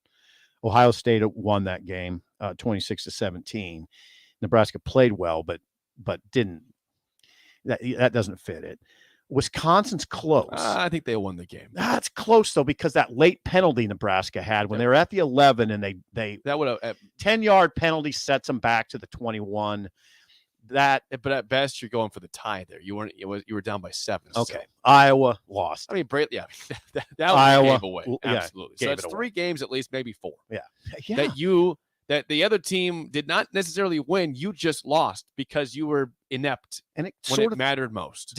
And that sort of decides where the program's at right now. Because if you turn those 3 or 4, say 4 games into wins, conversation's way different. I mean, it's much different. And you credit Bo Pelini, who won a lot of close games at Nebraska. They oftentimes they they were the ones that the other team lost and Nebraska won. They made plays to close out games, but they were very clutch when the game was tight. Yeah, Scott Frost, Mike Riley, we're not that way. Have not been that way. We're not that way. So, yeah, Whipple, now you have this veteran coach, a 65-year-old coach who's yesterday, you heard his emphasis. Okay, they're working on red zone for the first time. And he was asked what he liked about what he saw. He said, we were all right, not great. We didn't turn the ball over. That's the big thing. Yep. That's what he said. Yep. We didn't turn the ball over. That's the big thing. Then Whipple was asked, Tom Chattel asked a good question. What do your quarterbacks need to do in camp to win the starting job? What's the first thing Whip mentioned? Take care of the football. Take care of the football. And that's when he went to the Northwestern game. Don't try to do it all yourself. He tells his quarterbacks, we have a good team. We have a good defense. We have a good kicking game. Just, it doesn't all have to come on you. Yes. I wonder if Whip is basically referencing the last few years. Is he? Is he looking at it and saying, they were leaning too hard on that guy? Well, I think he's saying this team probably wasn't as bad as the record indicates. They have if guys. If they don't turn the ball over. Absolutely. You're inopportune. I'm looking right now, Sip. Last year, we always think about how Nebraska is so far behind in the turnover margin. Iowa was plus 11 last year. Plus 11. Sip, they were plus 11. Plus 11. Nebraska was what? Even or minus one? Don't worry about it. They're even or minus one is what they were. They weren't in the top 50, that's for sure. Right. But yeah, that's even like Rutgers was plus 4, Minnesota plus 4 last year. Nebraska, we like have a sarcastic cheer if they're even on the season. But that's been the case forever. Going back to Pelini, deep into even Pelini. Bo. Yeah, they were always minus. They're always minus. Like Iowa does it every year. Always I was like plus 8 to 12 every year. That's a dream scenario. Plus 11 at Nebraska. That's a dream scenario. If they're plus 11, they'll be in a bowl game. You're going to be a good team. Yeah. But even like Illinois last year, Illinois was plus 7 last year. That's amazing. It's amazing. Plus 7. Yeah. Well, I wonder how much of that plus was against Nebraska. The plus 7 against Nebraska. Chunk is probably there. I don't know. I don't. Yeah. Hey, Whipple, that sort of measured approach that he has, like for instance, he was talking yesterday about, hey, if you get in the red zone, he said, play it like here's what he said about the red zone yesterday. He said, we didn't turn the ball over. That's the big thing. That's always the focus the first time in the red zone because everything's constricted. Then he said, I told the players, this is what Whipple told the players, play it like it's the first quarter of Northwestern. Play it like it's the first quarter of Northwestern. We want to get points on the board. Yeah, I want a touchdown all the time. But if it's not there, just be smart and get rid of it. It almost seems like he's talking about the last few years, doesn't it? Don't force it, man. Right. Because what were we talking about off the air? We were talking about how there were games where we'd be watching the game and it'd be like, no, Adrian, don't do that. Not now. Then boom, it happened. It was predictable. Me and Parker used to. You were waiting for it to happen. Yeah. That's the sad part. I know. And and everybody knows that listens to this show every day, that we, and me in particular, are the great defender of Adrian. But there's just truths that you can't deny. And one of them was that. The Purdue game, you were literally sitting there going, no, don't do it. And then there it was. Yep. Screwed. 4 times. Screwed. Should have won the game. I thought that was going to cost Scott his job that day. I did. That's what I thought, and I wrote it. That's the game I wrote the column that was very hard on Scott. I got a lot of backlash from pro Scott guys, people. But I thought Adrian messed the whole thing up. But they're just hard truths now. But look at what Whipple's saying. I want a touchdown all the time, but if it's not there, just be smart and get rid of it. We've got a good kicker and want to get points on the board. Now, is anybody saying that's too conservative of an approach? I don't know. It doesn't sound like a conservative approach for an opener where it's wet. Yeah. If it's You wet get in the point, Ireland. take the points. Yeah. I'm telling you, though, I think you want to get to Dublin on game day and see sunshine if you're a Nebraska fan. Walter says this, and this goes to Mark Whipple's comments, 464-5685. Let's not sugarcoat what we saw in Champaign last year. Nebraska was woefully prepared for that game.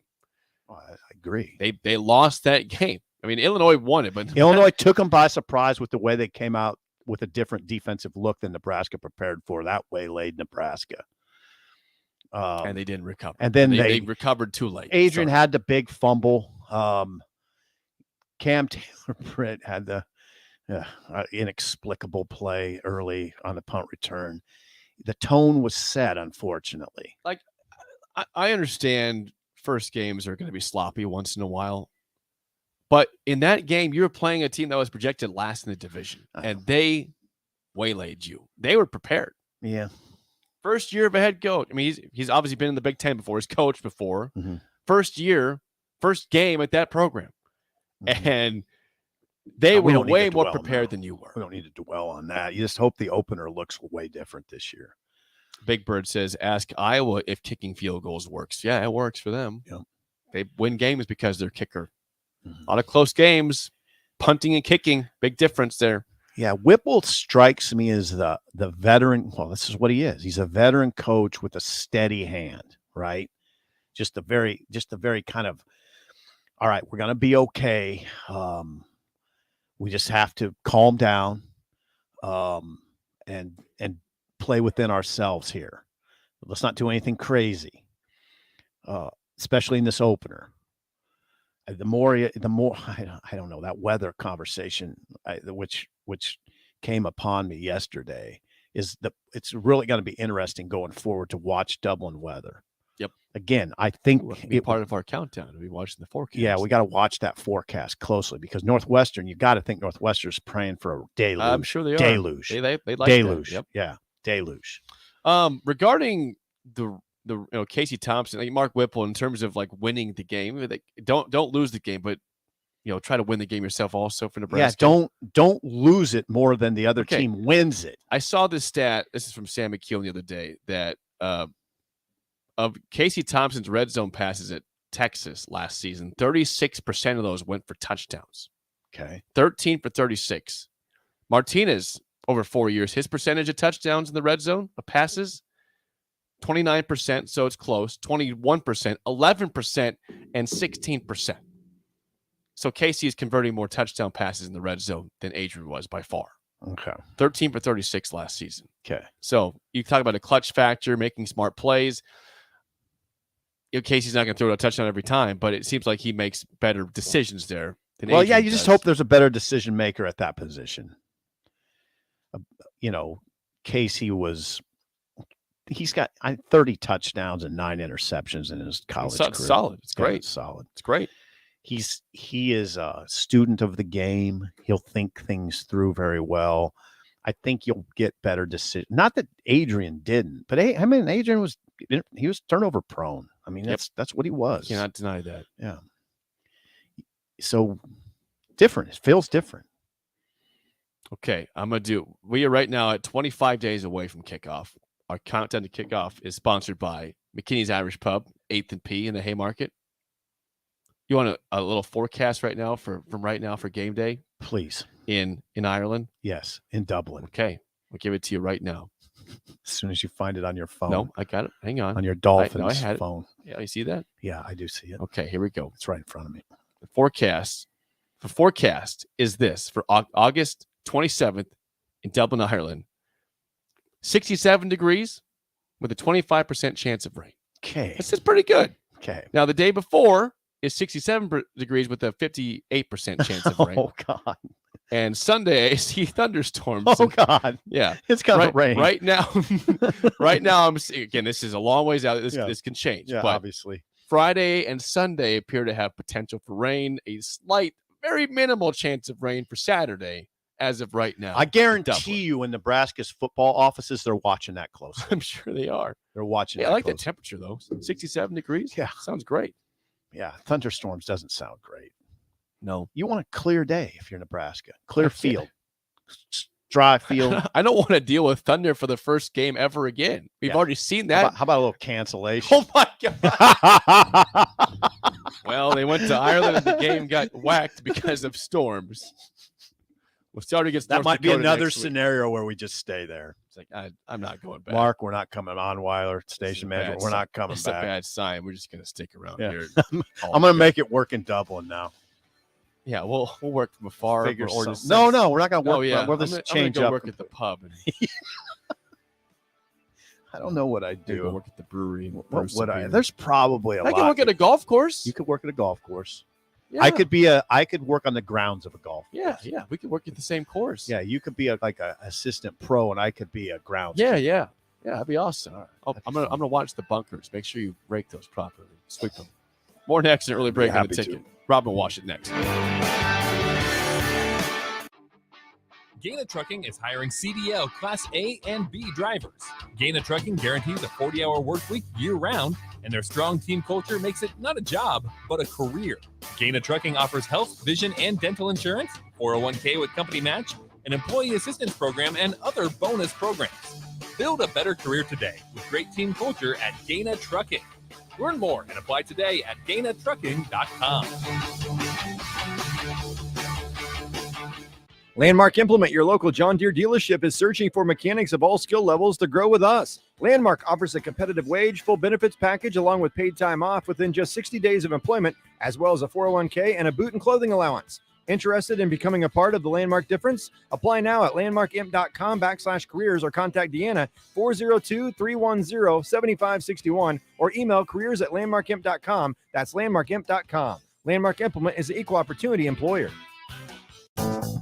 Brown Shoe Fit has all types of shoes for you to excel this summer. Check out their new Keen and Tiva brand sandals for hiking and Olukai sandals for sitting by the pool. Plus, they're stocked up on Hey Dudes to catch you up on the latest shoe fashion. They also have shoes in brands like Brooks, Hoka, Merrell, On, and many more. Browns has the local professionals to get the proper fit, aided by their high-tech foot scanner by Atrex. Stop by Brown Shoe Fit today, just south of 66 and Q in Lincoln. Warhorse Casino is bringing winning opportunities to Lincoln. Get in on the action at our next job fair, Tuesday, August 9th from 3 to 7 at the RBC Event Space, 5721 Johanna Road. We are hiring trailblazers in every department: beverage servers, slot, custodial, security, and more. Every employee is treated like family, and every role is essential in creating a one-of-a-kind experience. For information on openings and job fairs, go to warhorsecasino.com.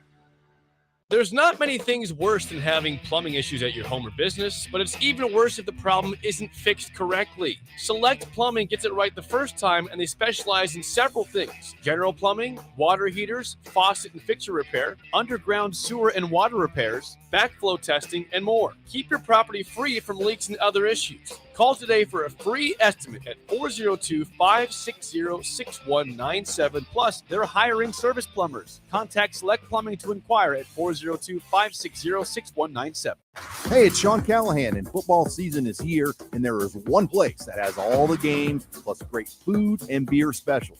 Tanner's Bar and Grill at 30th and Yankee Hill. Whether it's Thursday night football, college football Saturdays, NFL Sundays, or Monday night football, there's a great view of the game from any seat with different food and drink specials every night. Try the Blue Ribbon Reuben Sandwich or the Prime Rib French Dip or any of their famous chicken wings. That's Tanner's Bar and Grill at 30th and Yankee Hill. 2-1 count, and that's a deep drive into the gap. Smith rounding first base. It's a stand-up double. Hey, Nick, speaking of doubles, did you know Wings and Rings has 2 ways to enjoy their next-level food? Rico, we're in the middle of a game. The game can wait, Nick. One way is to stop by one of their Lincoln locations. They have 2 great locations at O Street, Meridian Park, and 40th and Old Cheney in Williamsburg Village. You said 2 ways. What's the other way? You can order online at wingsandrings.com.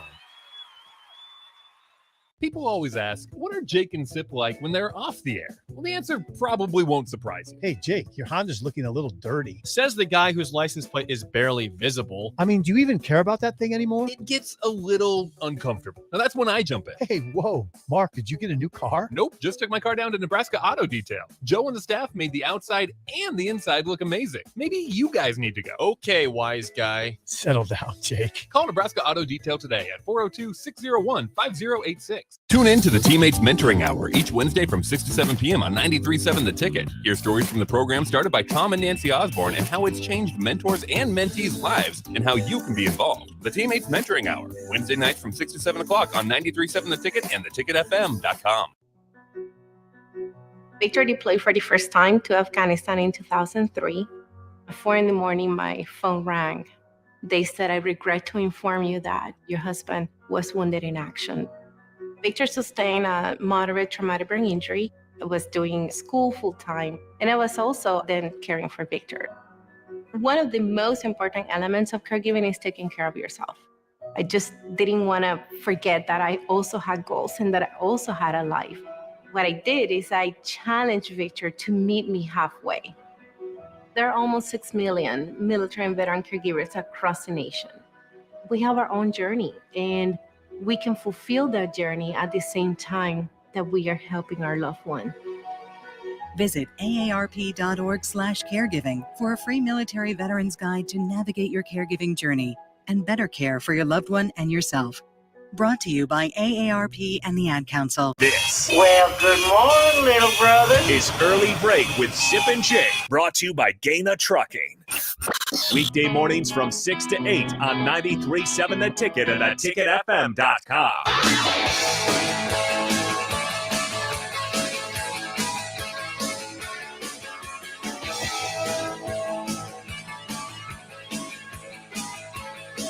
25 days away from kickoff in Dublin. It will be here before you know it. We are joined now by On3.com's Robin Washit. Robin, good morning. I believe you were at practice yesterday watching the about 35 minutes that you can watch with the media. I'm curious. I want to go right to the quarterbacks off the bat. There's a lot of people that were impressed by what they saw there.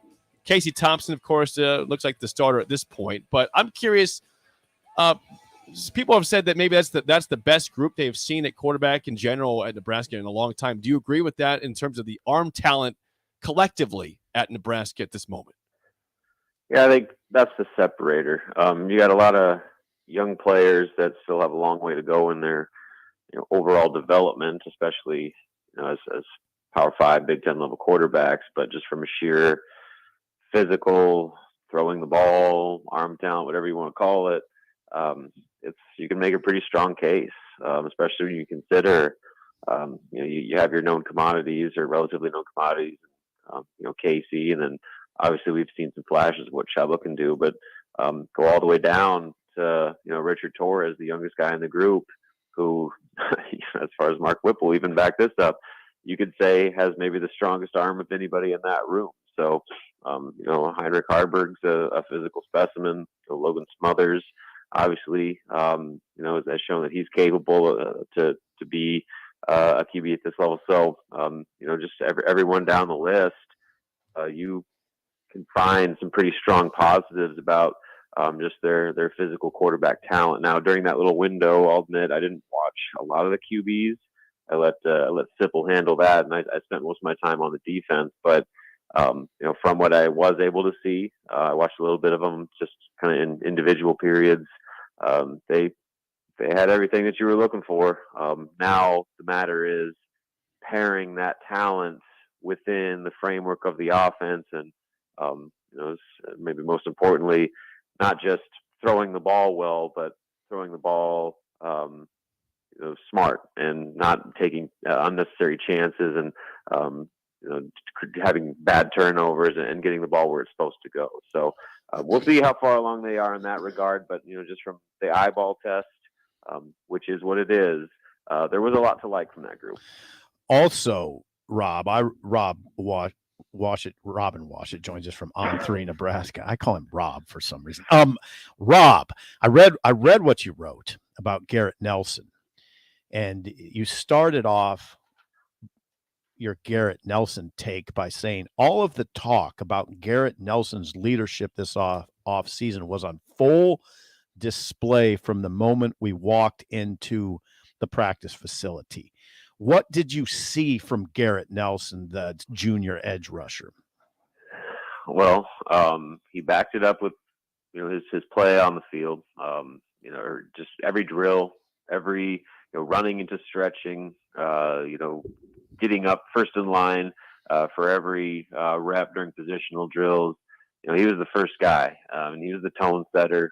He did everything at, like I said, 1,000%. And then he was by far the most vocal guy on the practice field that I saw in terms of encouraging his teammates, getting guys motivated, pushing guys to pick it up, and, doing all the things that you would envision a high-level football leader doing during practice. And then when they broke into their little stretching routine, they do this little thing where a couple guys are in the middle, rallying people, and he and Ty Robinson were right there, firing people up.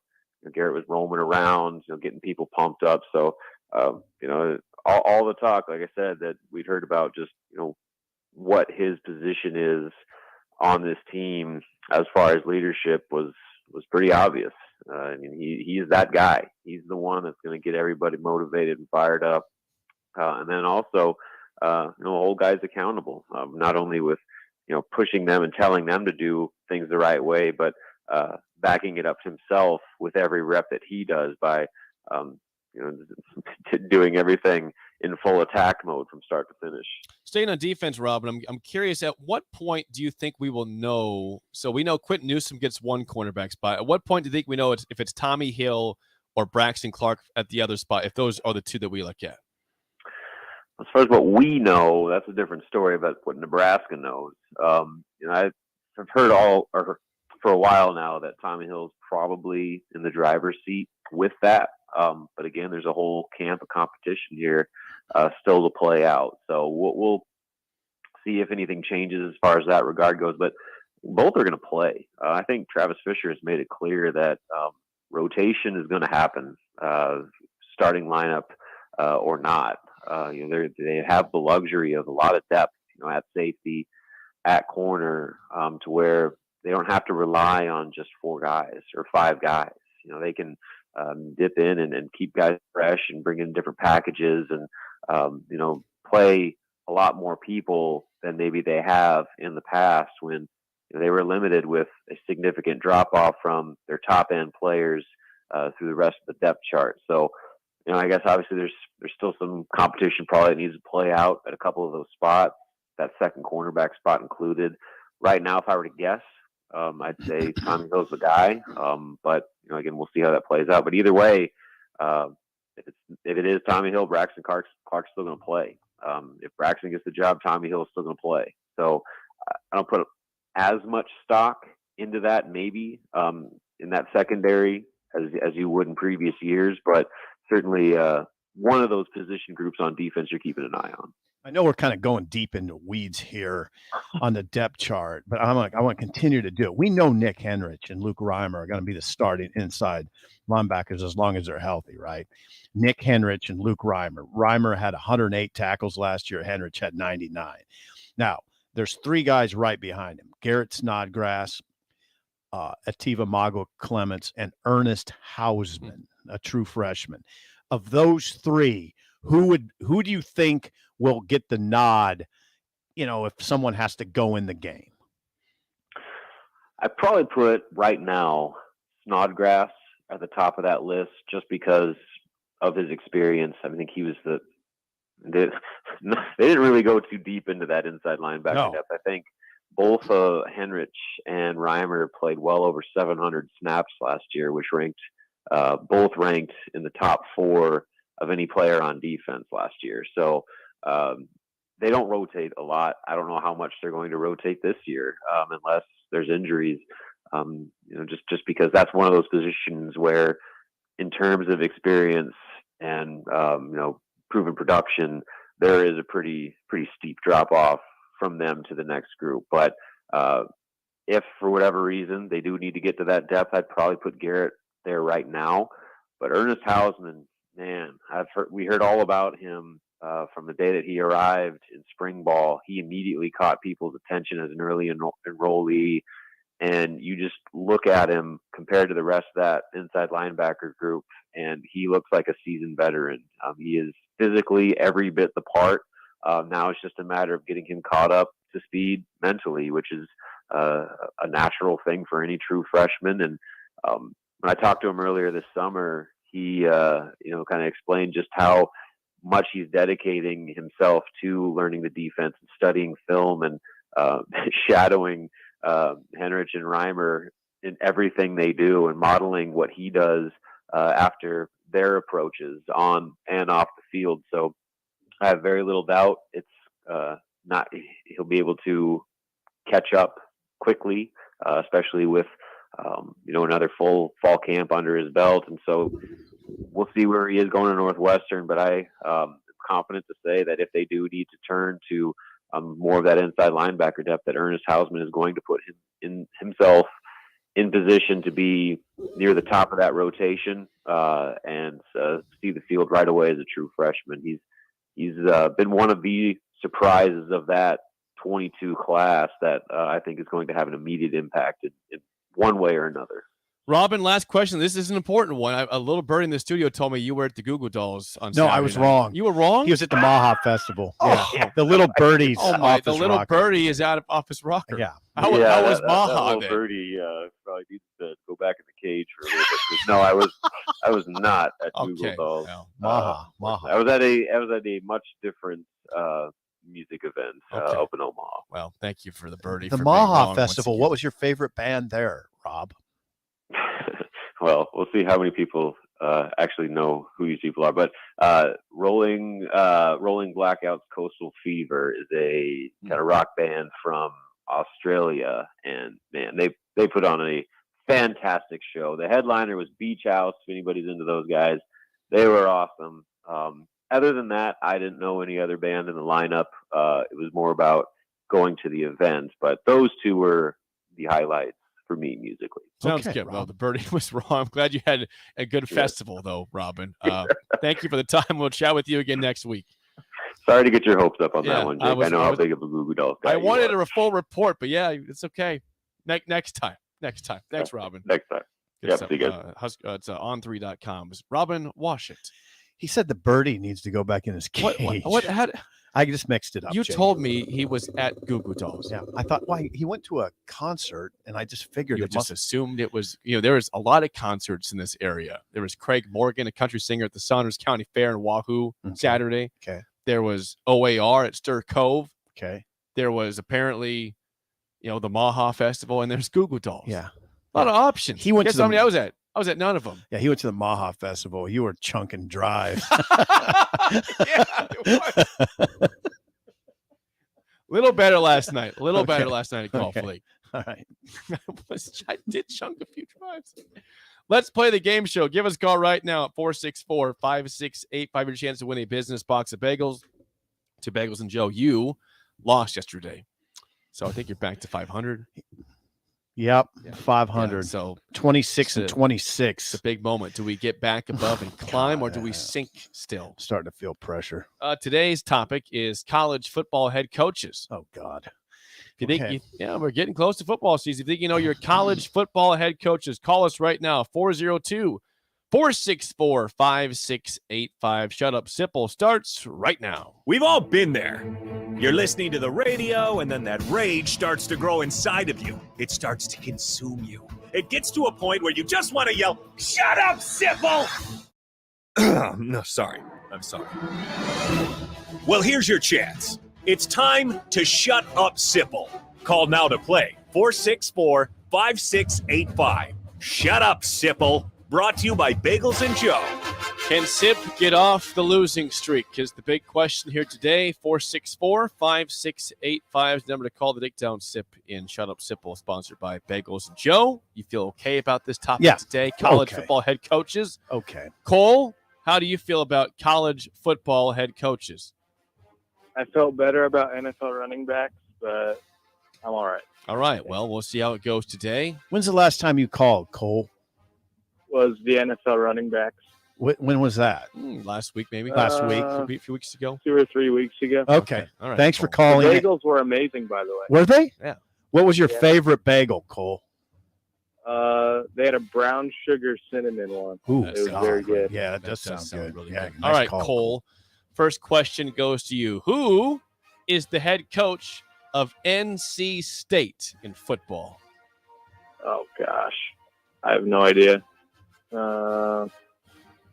I do. So there's some pressure on. Is the you. safety dang it. Don't Is Google the it. safety in position here?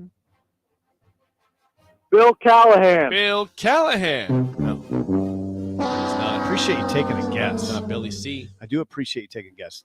Duran. Duran is the name. Dave Duran, Dave Dave Doran, Duran. whatever it is. Is it Duran? Yeah, I think it's Duran. Doeren. Okay.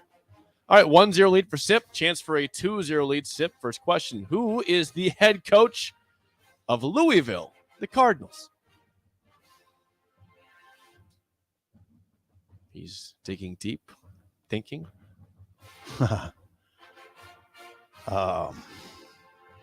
First name is Eli. Second name. Second name is Hard. Eli Hard. No. This is it. Louisville. 5 seconds. Eli Hankwist. Cole, do you want this question or not? I think so. Is it Satterfield? Yeah, it's Satterfield. Scott Satterfield. Yeah. You were thinking about that Missouri head coach, Yeah. Eli Drinkwitz. Drinkwitz. Yeah, my bad. All right, so we both got Ooh, steals that was right rough. now. That was a rough. That was a fumble. Yeah, it was. I fumbled. Okay, Cole, I fumbled. for the 2-1 lead, your final question. Who is the head coach of West Virginia? I know this one.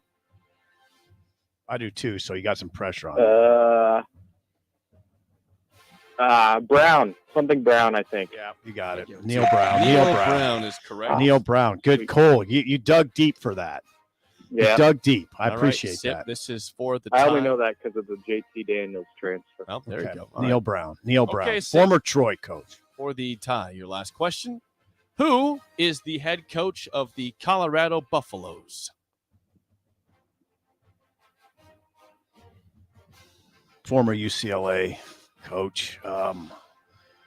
Former offensive You coordinator. come to descriptions again, everything but the name.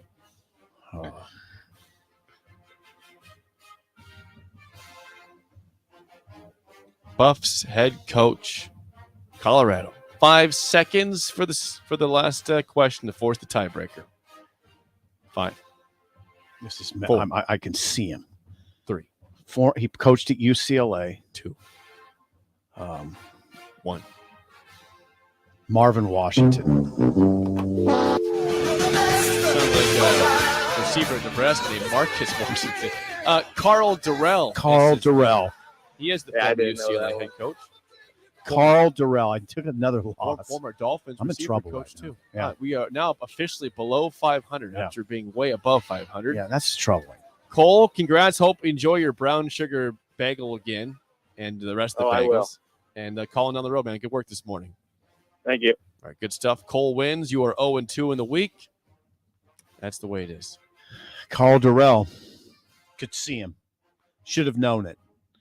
I did know it. It's a perfect example of just being on the spot and not being able. You to had do you had it right. He is the former UCLA head. Yeah, you're right. UCLA head coach. He was there and longtime Dolphins receivers coach too. Jeez, that's a good one too. I mean, those you gave us some ones that are they were challenging but not over the top I think challenging. so yeah. Tiebreaker. Yeah. Kyle Whittingham has coached 15 bowl games at Utah. How many has he won? I think he's been a good bowl coach. 9. 11. 11 and 4 in Yeah, bowl that's games good. for Kyle Whittingham. Yeah, Whittingham's sort of going to another level as a coach, sort of late in his career, it seems like. His overall record at Utah, Uh-huh. 144 and 70. That's good. That's pretty dang good. Yeah, now he's positioned to be a playoff. They're a playoff They're the favorites contender. they're the favorites to win the Pac-12. Yeah, they're a playoff contender. They're the favorites in the crumbling Pac-12. Yeah, but it's like, well, it's something. Yeah, Utah's got to think about its future, right? Yep. but it's tough because they got a good team now. They so do, you don't enjoy the now and still worry about Whittingham doesn't have to think about the future. Their administration has to think about the future. Go win what's ahead of you. Kyle. Yeah, Go do that. Spillover is next on Early Break in the Ticket. Warhorse Casino is bringing winning opportunities to Lincoln. Get in on the action at our next job fair, Tuesday, August 9th from 3 to 7 at the RBC Event Space, 5721 Johanna Road. We are hiring trailblazers in every department: beverage servers, slot, custodial, security, and more. Every employee is treated like family, and every role is essential in creating a one-of-a-kind experience. For information on openings and job fairs, go to warhorsecasino.com. Bagels & Joe is in full summer mode. They'll add cold foam to the top of any iced coffee. Plus, they now have a Joe Coffee Club. Get unlimited drip coffee for just $8.95 per month. And don't forget their delicious breakfast burritos and sandwiches. Bagels & Joe, 4 Lincoln locations. There's not many things worse than having plumbing issues at your home or business, but it's even worse if the problem isn't fixed correctly. Select Plumbing gets it right the first time, and they specialize in several things: general plumbing, water heaters, faucet and fixture repair, underground sewer and water repairs, backflow testing, and more. Keep your property free from leaks and other issues. Call today for a free estimate at 402-560-6197. Plus, they're hiring service plumbers. Contact Select Plumbing to inquire at 402-560-6197. Landmark Implement, your local John Deere dealership, is searching for mechanics of all skill levels to grow with us. Landmark offers a competitive wage, full benefits package, along with paid time off within just 60 days of employment, as well as a 401k and a boot and clothing allowance. Interested in becoming a part of the Landmark difference? Apply now at landmarkimp.com/careers or contact Deanna 402-310-7561 or email careers@landmarkimp.com. That's landmarkimp.com. Landmark Implement is an equal opportunity employer. This is your High School Minute. With your Southeast Community College High School Minute, I'm Gus Cottle. The Millard South Patriots defeated Creighton Prep 4-3 to win their first American Legion Baseball State Tournament since 1988. After losing to Creighton Prep 8-0 and 14-0 during the A1 District Tournament, Millard South was able to meet Creighton Prep again in the state championship and claim the title. Millard South advances to the Central Plains Regional next week as the Nebraska champion. The runner-up, Creighton Prep, will also compete in the regional in Rapid City, South Dakota. Peyton Ingle and Drew Miller both led Waverly to a large 17-9 win over Ogallala to claim the Class B Legion State Baseball Tournament. Ingle went 3 for 5 with 4 RBIs and a pair of extra base hits, while Miller had 3 hits and drove in 4. Waverly tallied 15 hits in total. This has been your Southeast Community College High School Minute. Learn more today at southeast.edu with locations in Lincoln, Beatrice, and Milford. You know you want that smoky, tangy, sweet, and spicy sauced and tossed Wingstop. But you just brought a haul of groceries home from the store. It's cool. No one expects you to shop and cook in the same day. So let the flavor experts at Wingstop hook you up with mouth-watering wings, crispy tenders and thighs, fries and sides delivered to your door. You can always cook tomorrow. That's why the fridge was invented. Get it delivered at wingstop.com. Order your Wingstop online at 28th and Superior, 50th and O Street, and 29th and Pine Lake. Sandhills Global is hiring. Check out sandhills.jobs for more information. Sandhills is looking to fill hundreds of new openings in sales, traveling support, software development, web design, and more. Sandhills has a professional culture and is fast-paced with a focus on growth, innovation, and leading-edge technologies. Career and internship opportunities are available at our global headquarters in Lincoln, Nebraska. Apply today at sandhills.jobs. Time for a new air conditioner? Bryant offers some of the most efficient available, up to 26 SEER. Call 467-1111 to schedule your free estimate or visit BryantLincoln.com. 93.7 The Ticket. Fox KFXL weather. Sponsored by John Henry's Plumbing, Heating, and Air Conditioning. Your Lincoln forecast today, sunny, hot, and breezy. You'll see an afternoon high of around 102. Tonight, scattered showers and storms in the forecast. We'll see an overnight low of around 75. And tomorrow, morning showers and storms possible, with afternoon sunshine in the forecast. We'll see a high of around 95. I'm meteorologist Kyle Kleckner for 93.7 The Ticket, theticketfm.com. When you're high, you feel different. You think different, you talk different, you draw different, you listen to music different, but you probably knew that. Problem is, you also drive different, and not in a good way. That's why driving high is illegal everywhere. So if you're high, just don't drive. Make a plan to get a sober ride. Because if you feel different, you drive different. Brought to you by NHTSA and the Ad Council. This is Lincoln's home for sports talk on the FM dial. Also online at theticketfm.com. On the internet. KNTK FM Firth. 93.7 The Ticket. We're on the air. Back Well, party's starting early today, isn't it? to more of Early Break with Sip and Jay. Brought to you by Gaina Trucking. On 93.7 The Ticket and theticketfm.com.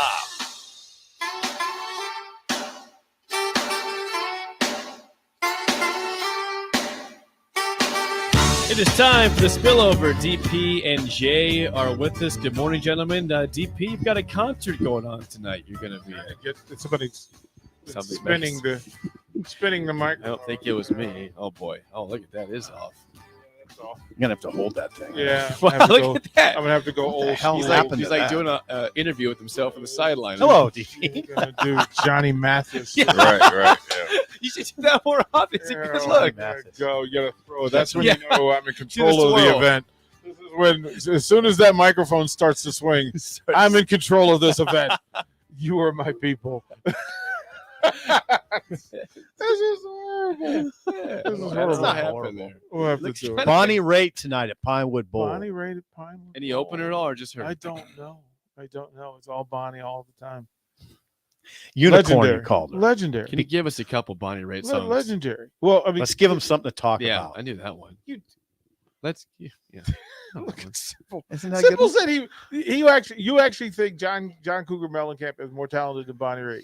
I didn't say more talent. I just said I'd go see Mellencamp over Bonnie Raitt. That's fair. Yeah. Okay, that's what that is. He's a hit maker. I need to ask Jake this thing because Yeah. I understand. Find out that Tiger turned down $800 million. Help me out. Help me I was going to understand. bring this up too. Help me understand what this is, man. Yeah. I look. Live. I don't know my number, but I'm pretty sure it's in the neighborhood of $800 Tiger Woods turned down $700 to $800 million to go to Live Golf, according to Greg Norman last night. It's not enough. Right. I don't know. I don't That's not understand any He of only this. plays 5 events a year, anyways. But I think it's not enough for him. I don't understand it. Like But I don't. It's not. But you got to think it's not. That's actually lowballing Tiger. Yeah, He's I giving $800 million? $200 million to Phil, and he's. I guess if you wanted to say be,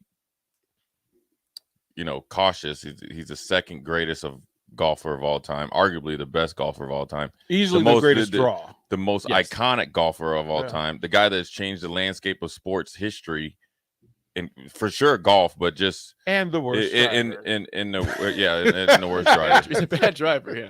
But you're gonna give him 800. That's what you're offering. That's just no. Chicken scratch. Chicken scratch. 800, that's a lot of Essentially, money. because if you look at what they have to do, if you're very obligated to. You have to be certain places for a certain amount of time. And Tiger's a billionaire. Jay, what wouldn't you do for $800 million? If I was a billionaire and I make $100 million not getting off the couch, I'm not doing anything. 80% of what your net worth. Somebody said, Jay, give me 2 years. But if I'm making give me 2 10% years. every single year without doing anything, Yeah, I'm just trying to. then you have to give me. If I'm worth $1 billion, you got to give me $2 billion. Just to move. $2 billion. Just to move. Yeah. Why would you give me So less much than money. what I have right Yeah, now, this is- and I'm the most iconic person Yeah, ever? that's kind of a That's a low low ball effort. That's I mean, a that's low just, and that's something. That's just show up, though. It's just to show up. You can make money. He's still always out there. He'll probably get more sponsorships and endorsements while he's there. Just, No, it's just it's like negative. here you go. You're not going to get endorsements. That's just what you're paying for. That's That what is you're a lot of overpaying him money. for. That's a lot of money. That's all. To turn down and say That's I'm a lot of good. money. That's all. I can't imagine saying I'm good to $800 million. You can imagine. Jay just laid it out. Jay, I'm not making $1 billion. I'm talking about me. Well, you got to put Like- yourself in time. Like Charlie looking at Tiger going, Dad, seriously. Come on, man. Dad. Think about my kids. Yeah, and my kids' kids, and my kids' kids. Tiger's like, yeah, I got it taken care of. Yo, Don't worry about the kids. We're fine gracious, still. that is so much money. If Tiger lives this, just 70. He's gonna 47. What tomorrow or 47, 46, 47. Wait, tomorrow's his birthday. Oh, Or- it's in December. I think. Or December. My bad. Yeah, but still, he's getting up there. That's what 33 more years. At just low. conservative $100 million a year. It's not. It's not. This is just staying at home. This is not even counting. This isn't counting if he builds another golf course, if he goes in and does something else. I mean, this is not, and that's not even counting retirement. This is just what he gets every year. Just kind of January 1. This is what we got. It's not. I mean, it's Greg Norman Greg Norman shouldn't have said that. That's like people are looking like it's not a Phil Mickelson Tiger here. I wonder why Greg Norman did put that out there. Why? He's a jerk. Somebody asked him. Somebody asked. He's a jerk. Like, Why would you? Why would you put that out there? You could hear him saying, "Oh, I gave that 800,000, offered him 800,000. Like that. I could hear him like that. It wasn't enough. For Right. Like that. Like that. 800,000 to play a couple scrambles. I'm still surprised why you'd put that out. I mean, because he's not a nice person. The best were his buddy who was buddy. The first event was a guy that has been like a friend of his, a media guy, where he didn't have all of his credentials, so he only had 3 of the 4. So he got like kind of strong armed by their security guards. That was awesome. And Greg's like behind him. So he said, "Hey, dude." So he texted him, "Hey, dude, just want to let you know these guys jammed me up, man. You know, I was trying to do a story for you."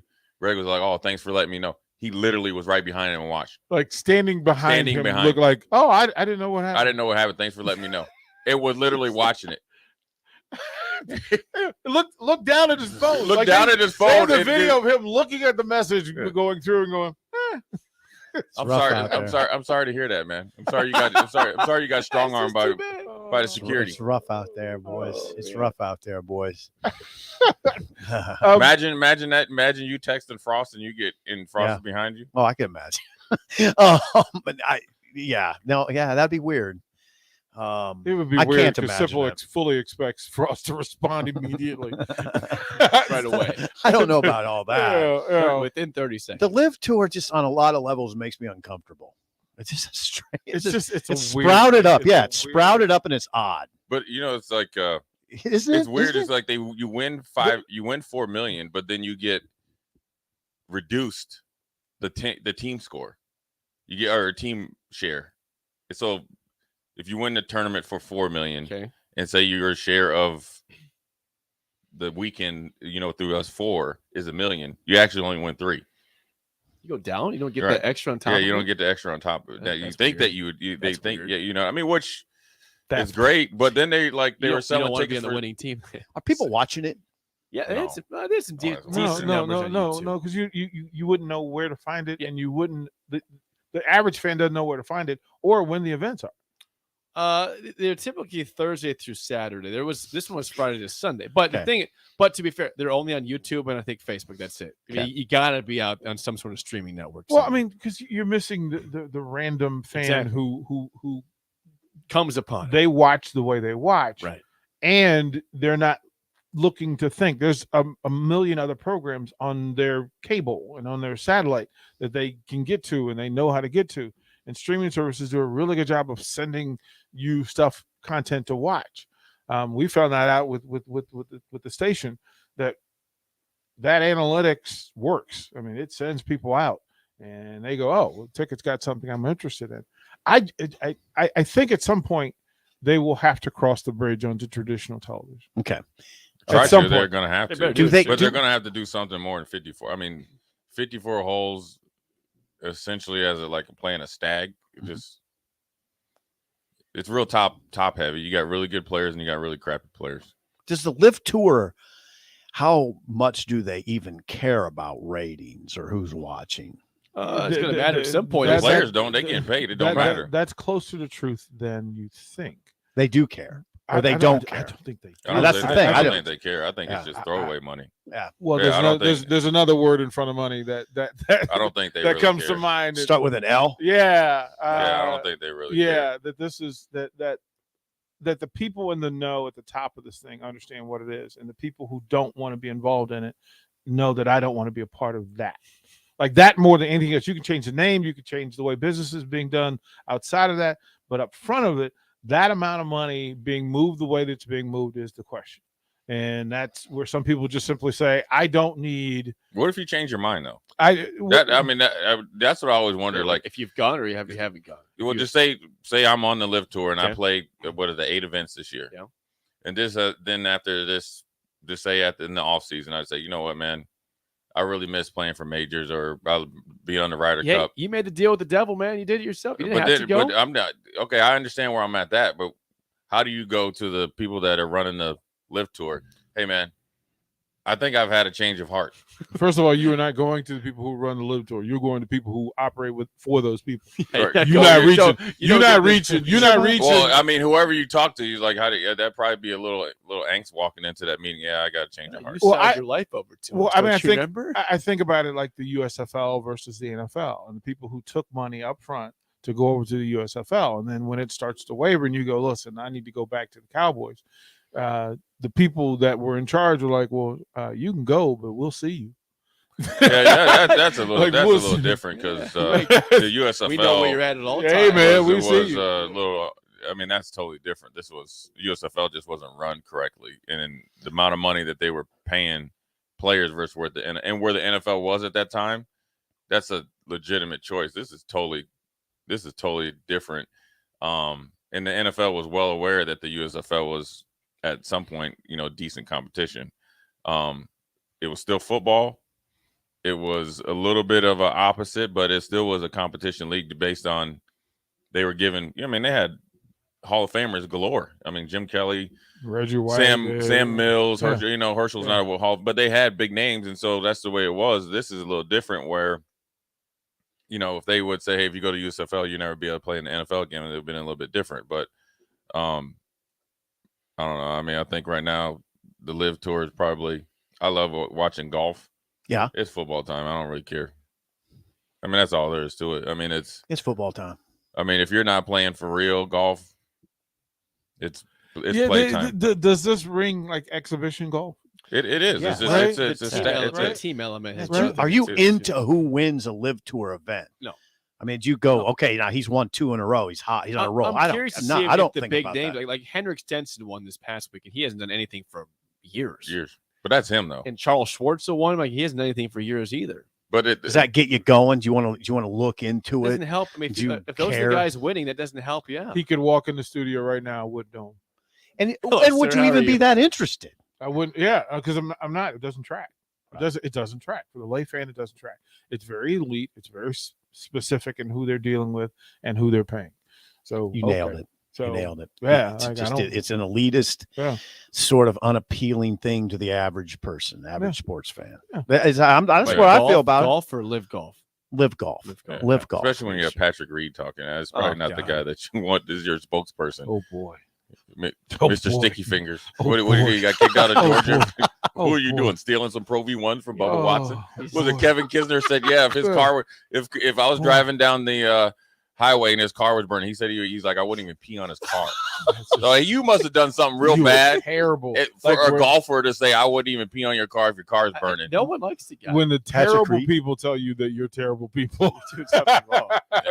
You are horrible. Well, he also cheats in the golf course too. Well, that part, he's cheated several times. Moving the ball. It's football season. It is football season. Yeah. Can we talk? Can we talk to Sean for a minute? Sean who? Deshaun.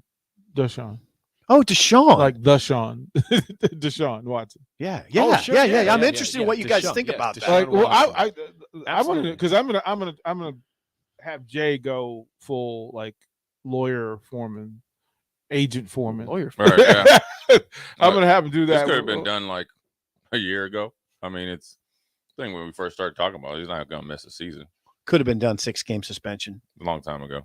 They knew it was a whatever. It's kind of just. They knew what the deal was. I think as they uncovered it, then they was like, "Oh well, the team, the team was in lock and step with them. Probably, if you've been down in Houston, Texas, some probably was next door. Some officials what do you mean? On the next table. Yeah, some on officials. the next table. But I mean, at the end of the day, it's not a good look. I mean, right now the NFL is. Their big thing is they're going to protect. They always tell you, even when you go to the rookie symposium, they're going to protect the shield. So you're not more than you're never going to be bigger than the game. And so if they got to put you on the chopping block, that's the way it is. And it'd be just interested to see if the NFL or Goodell tries to extend it.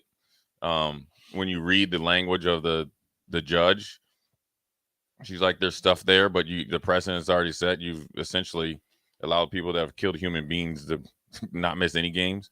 You know, you have the Ezekiel Elliott thing that he was more than, even in this case, innocent, and he got 6. So you can't, I mean, she said that 6 is all I could do, move on. It would be really smart for them just to, 6 weeks, go away, go to some sort of rehab, because he can't, I mean. Yeah, I was wondering where you were going to go to. Well, go to a spa or something and hang out. I mean, no. I mean, this is serious. This isn't a joking matter. So this isn't funny. Seriously, like I mean, okay. We know what this is. Like we know we knew what. So 18 months ago, when it first popped, you and I had the conversation that being familiar, Houston familiar, right? We knew what was happening in that space. Well, it backfired on the powers that be. How dare do you not want to be around here?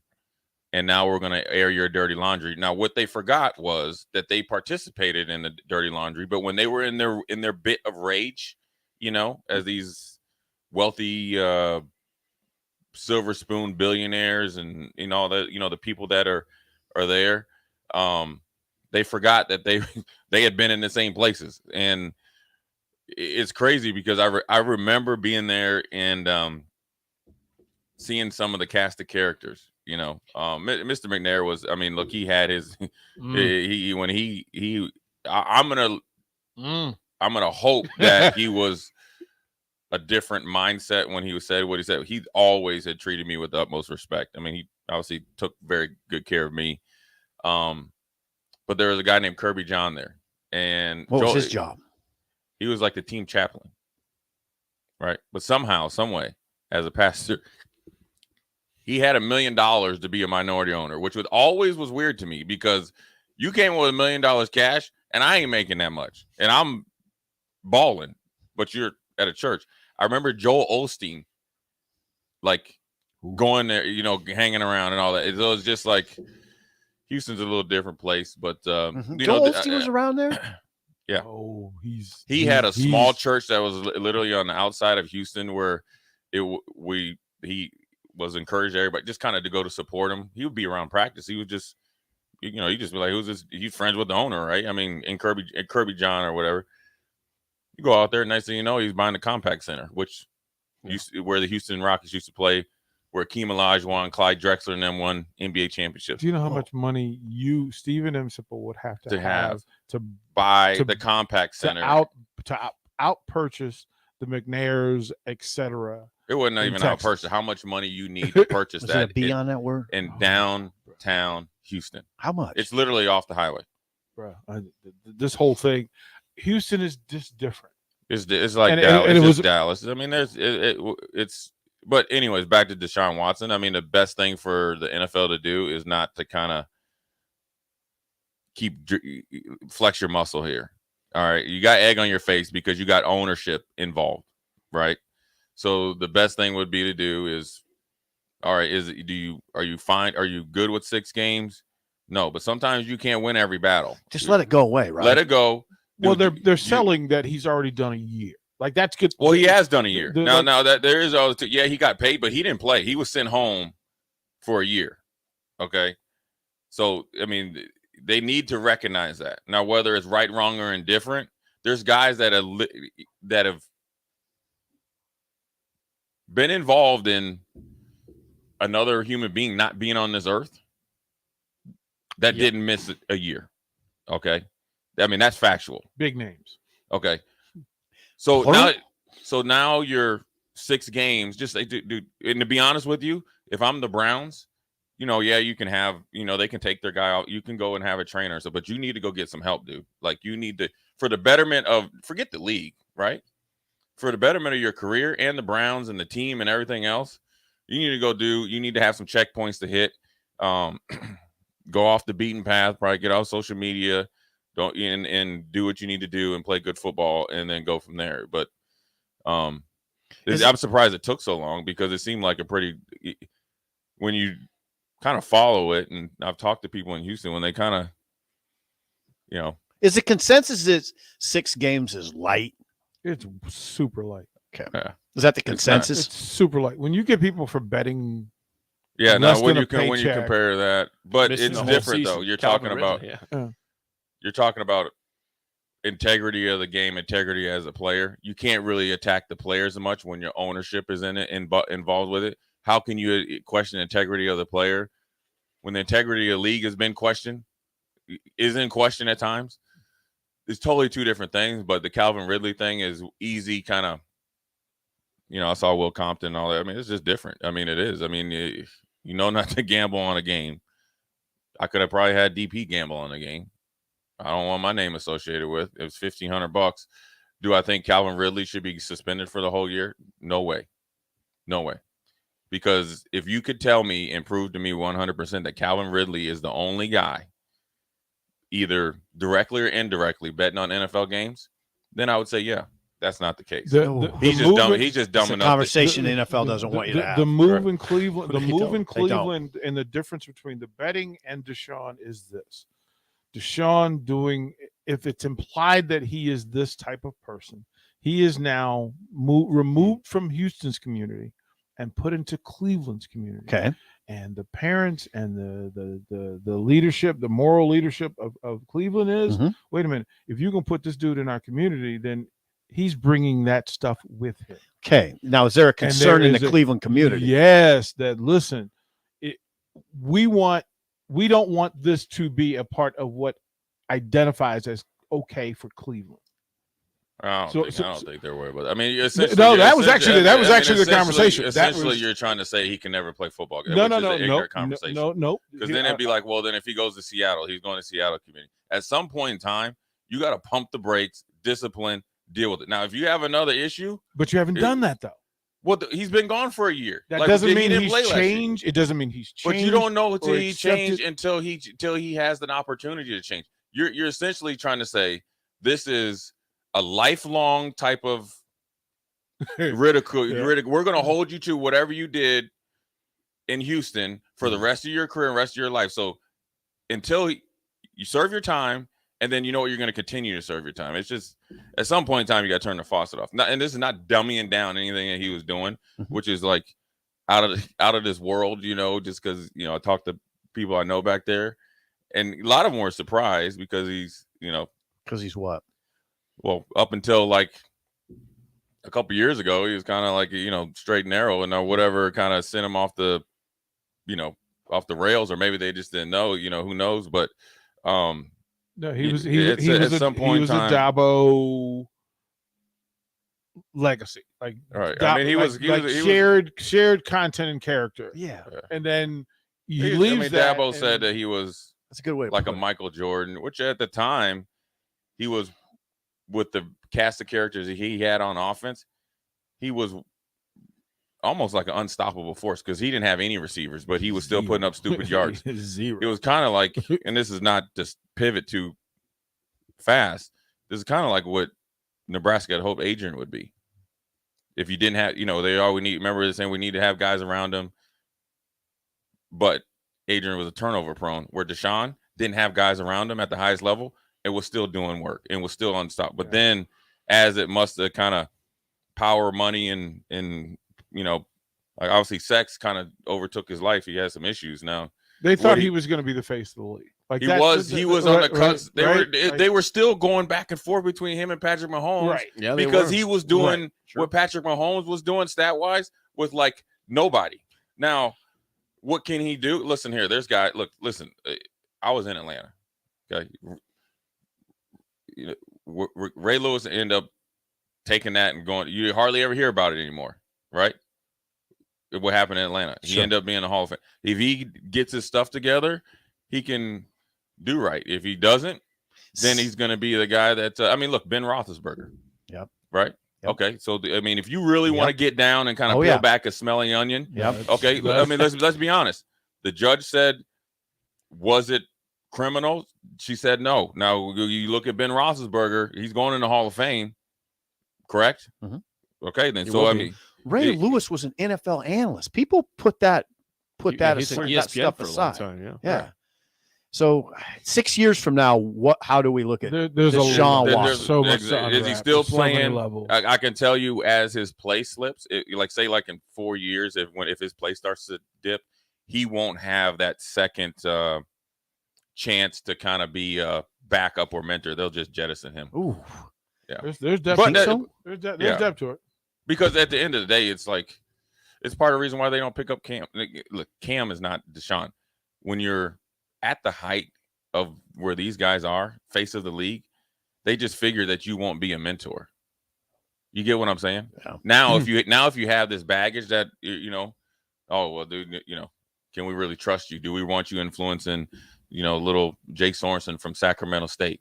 But as long as, Did you see the grin on Jake's face? He was like, "Yes, please." But as long as you're balling, as long as you're balling and you keep your nose clean, they'll find ways to do it. Because after 6 weeks, you won't hear about it much. I mean, look, they were talking about suspending Myles Garrett for a year. Yeah. He missed the helmet thing. Yeah, for the helmet. Yeah, and it was 4 games. Jake, we'll let you get out of here. All right. Oh, you got stuff to do, Steve, Jake? You and Steve, Sip? you and Sip You got stuff to We do. got busy days ahead. Yeah, we right. have a show to do too. Old School is up next for Steve We're Sipple. trying to make up for yesterday. Jake Sorensen. See you. Gaina Trucking Right. is hiring CDL Class A and B drivers. Gaina Trucking